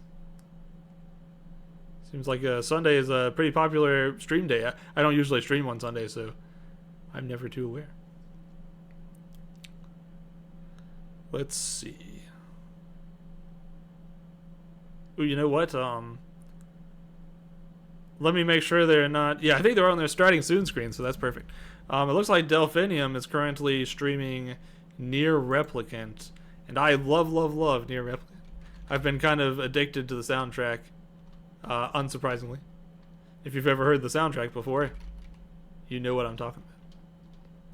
So why don't we go and listen to a little bit of that? Raid Delphinia. Alright, thanks for tuning in. I hope you enjoy the rest of your Sunday, and I will see you folks on Friday if you're interested. We will continue Great God's Grove. You know, there's actually a lot of fangons out too that I'll be getting back to probably in January. I'll be sure to talk about those, maybe more next stream. Take care, everybody. Have a good one.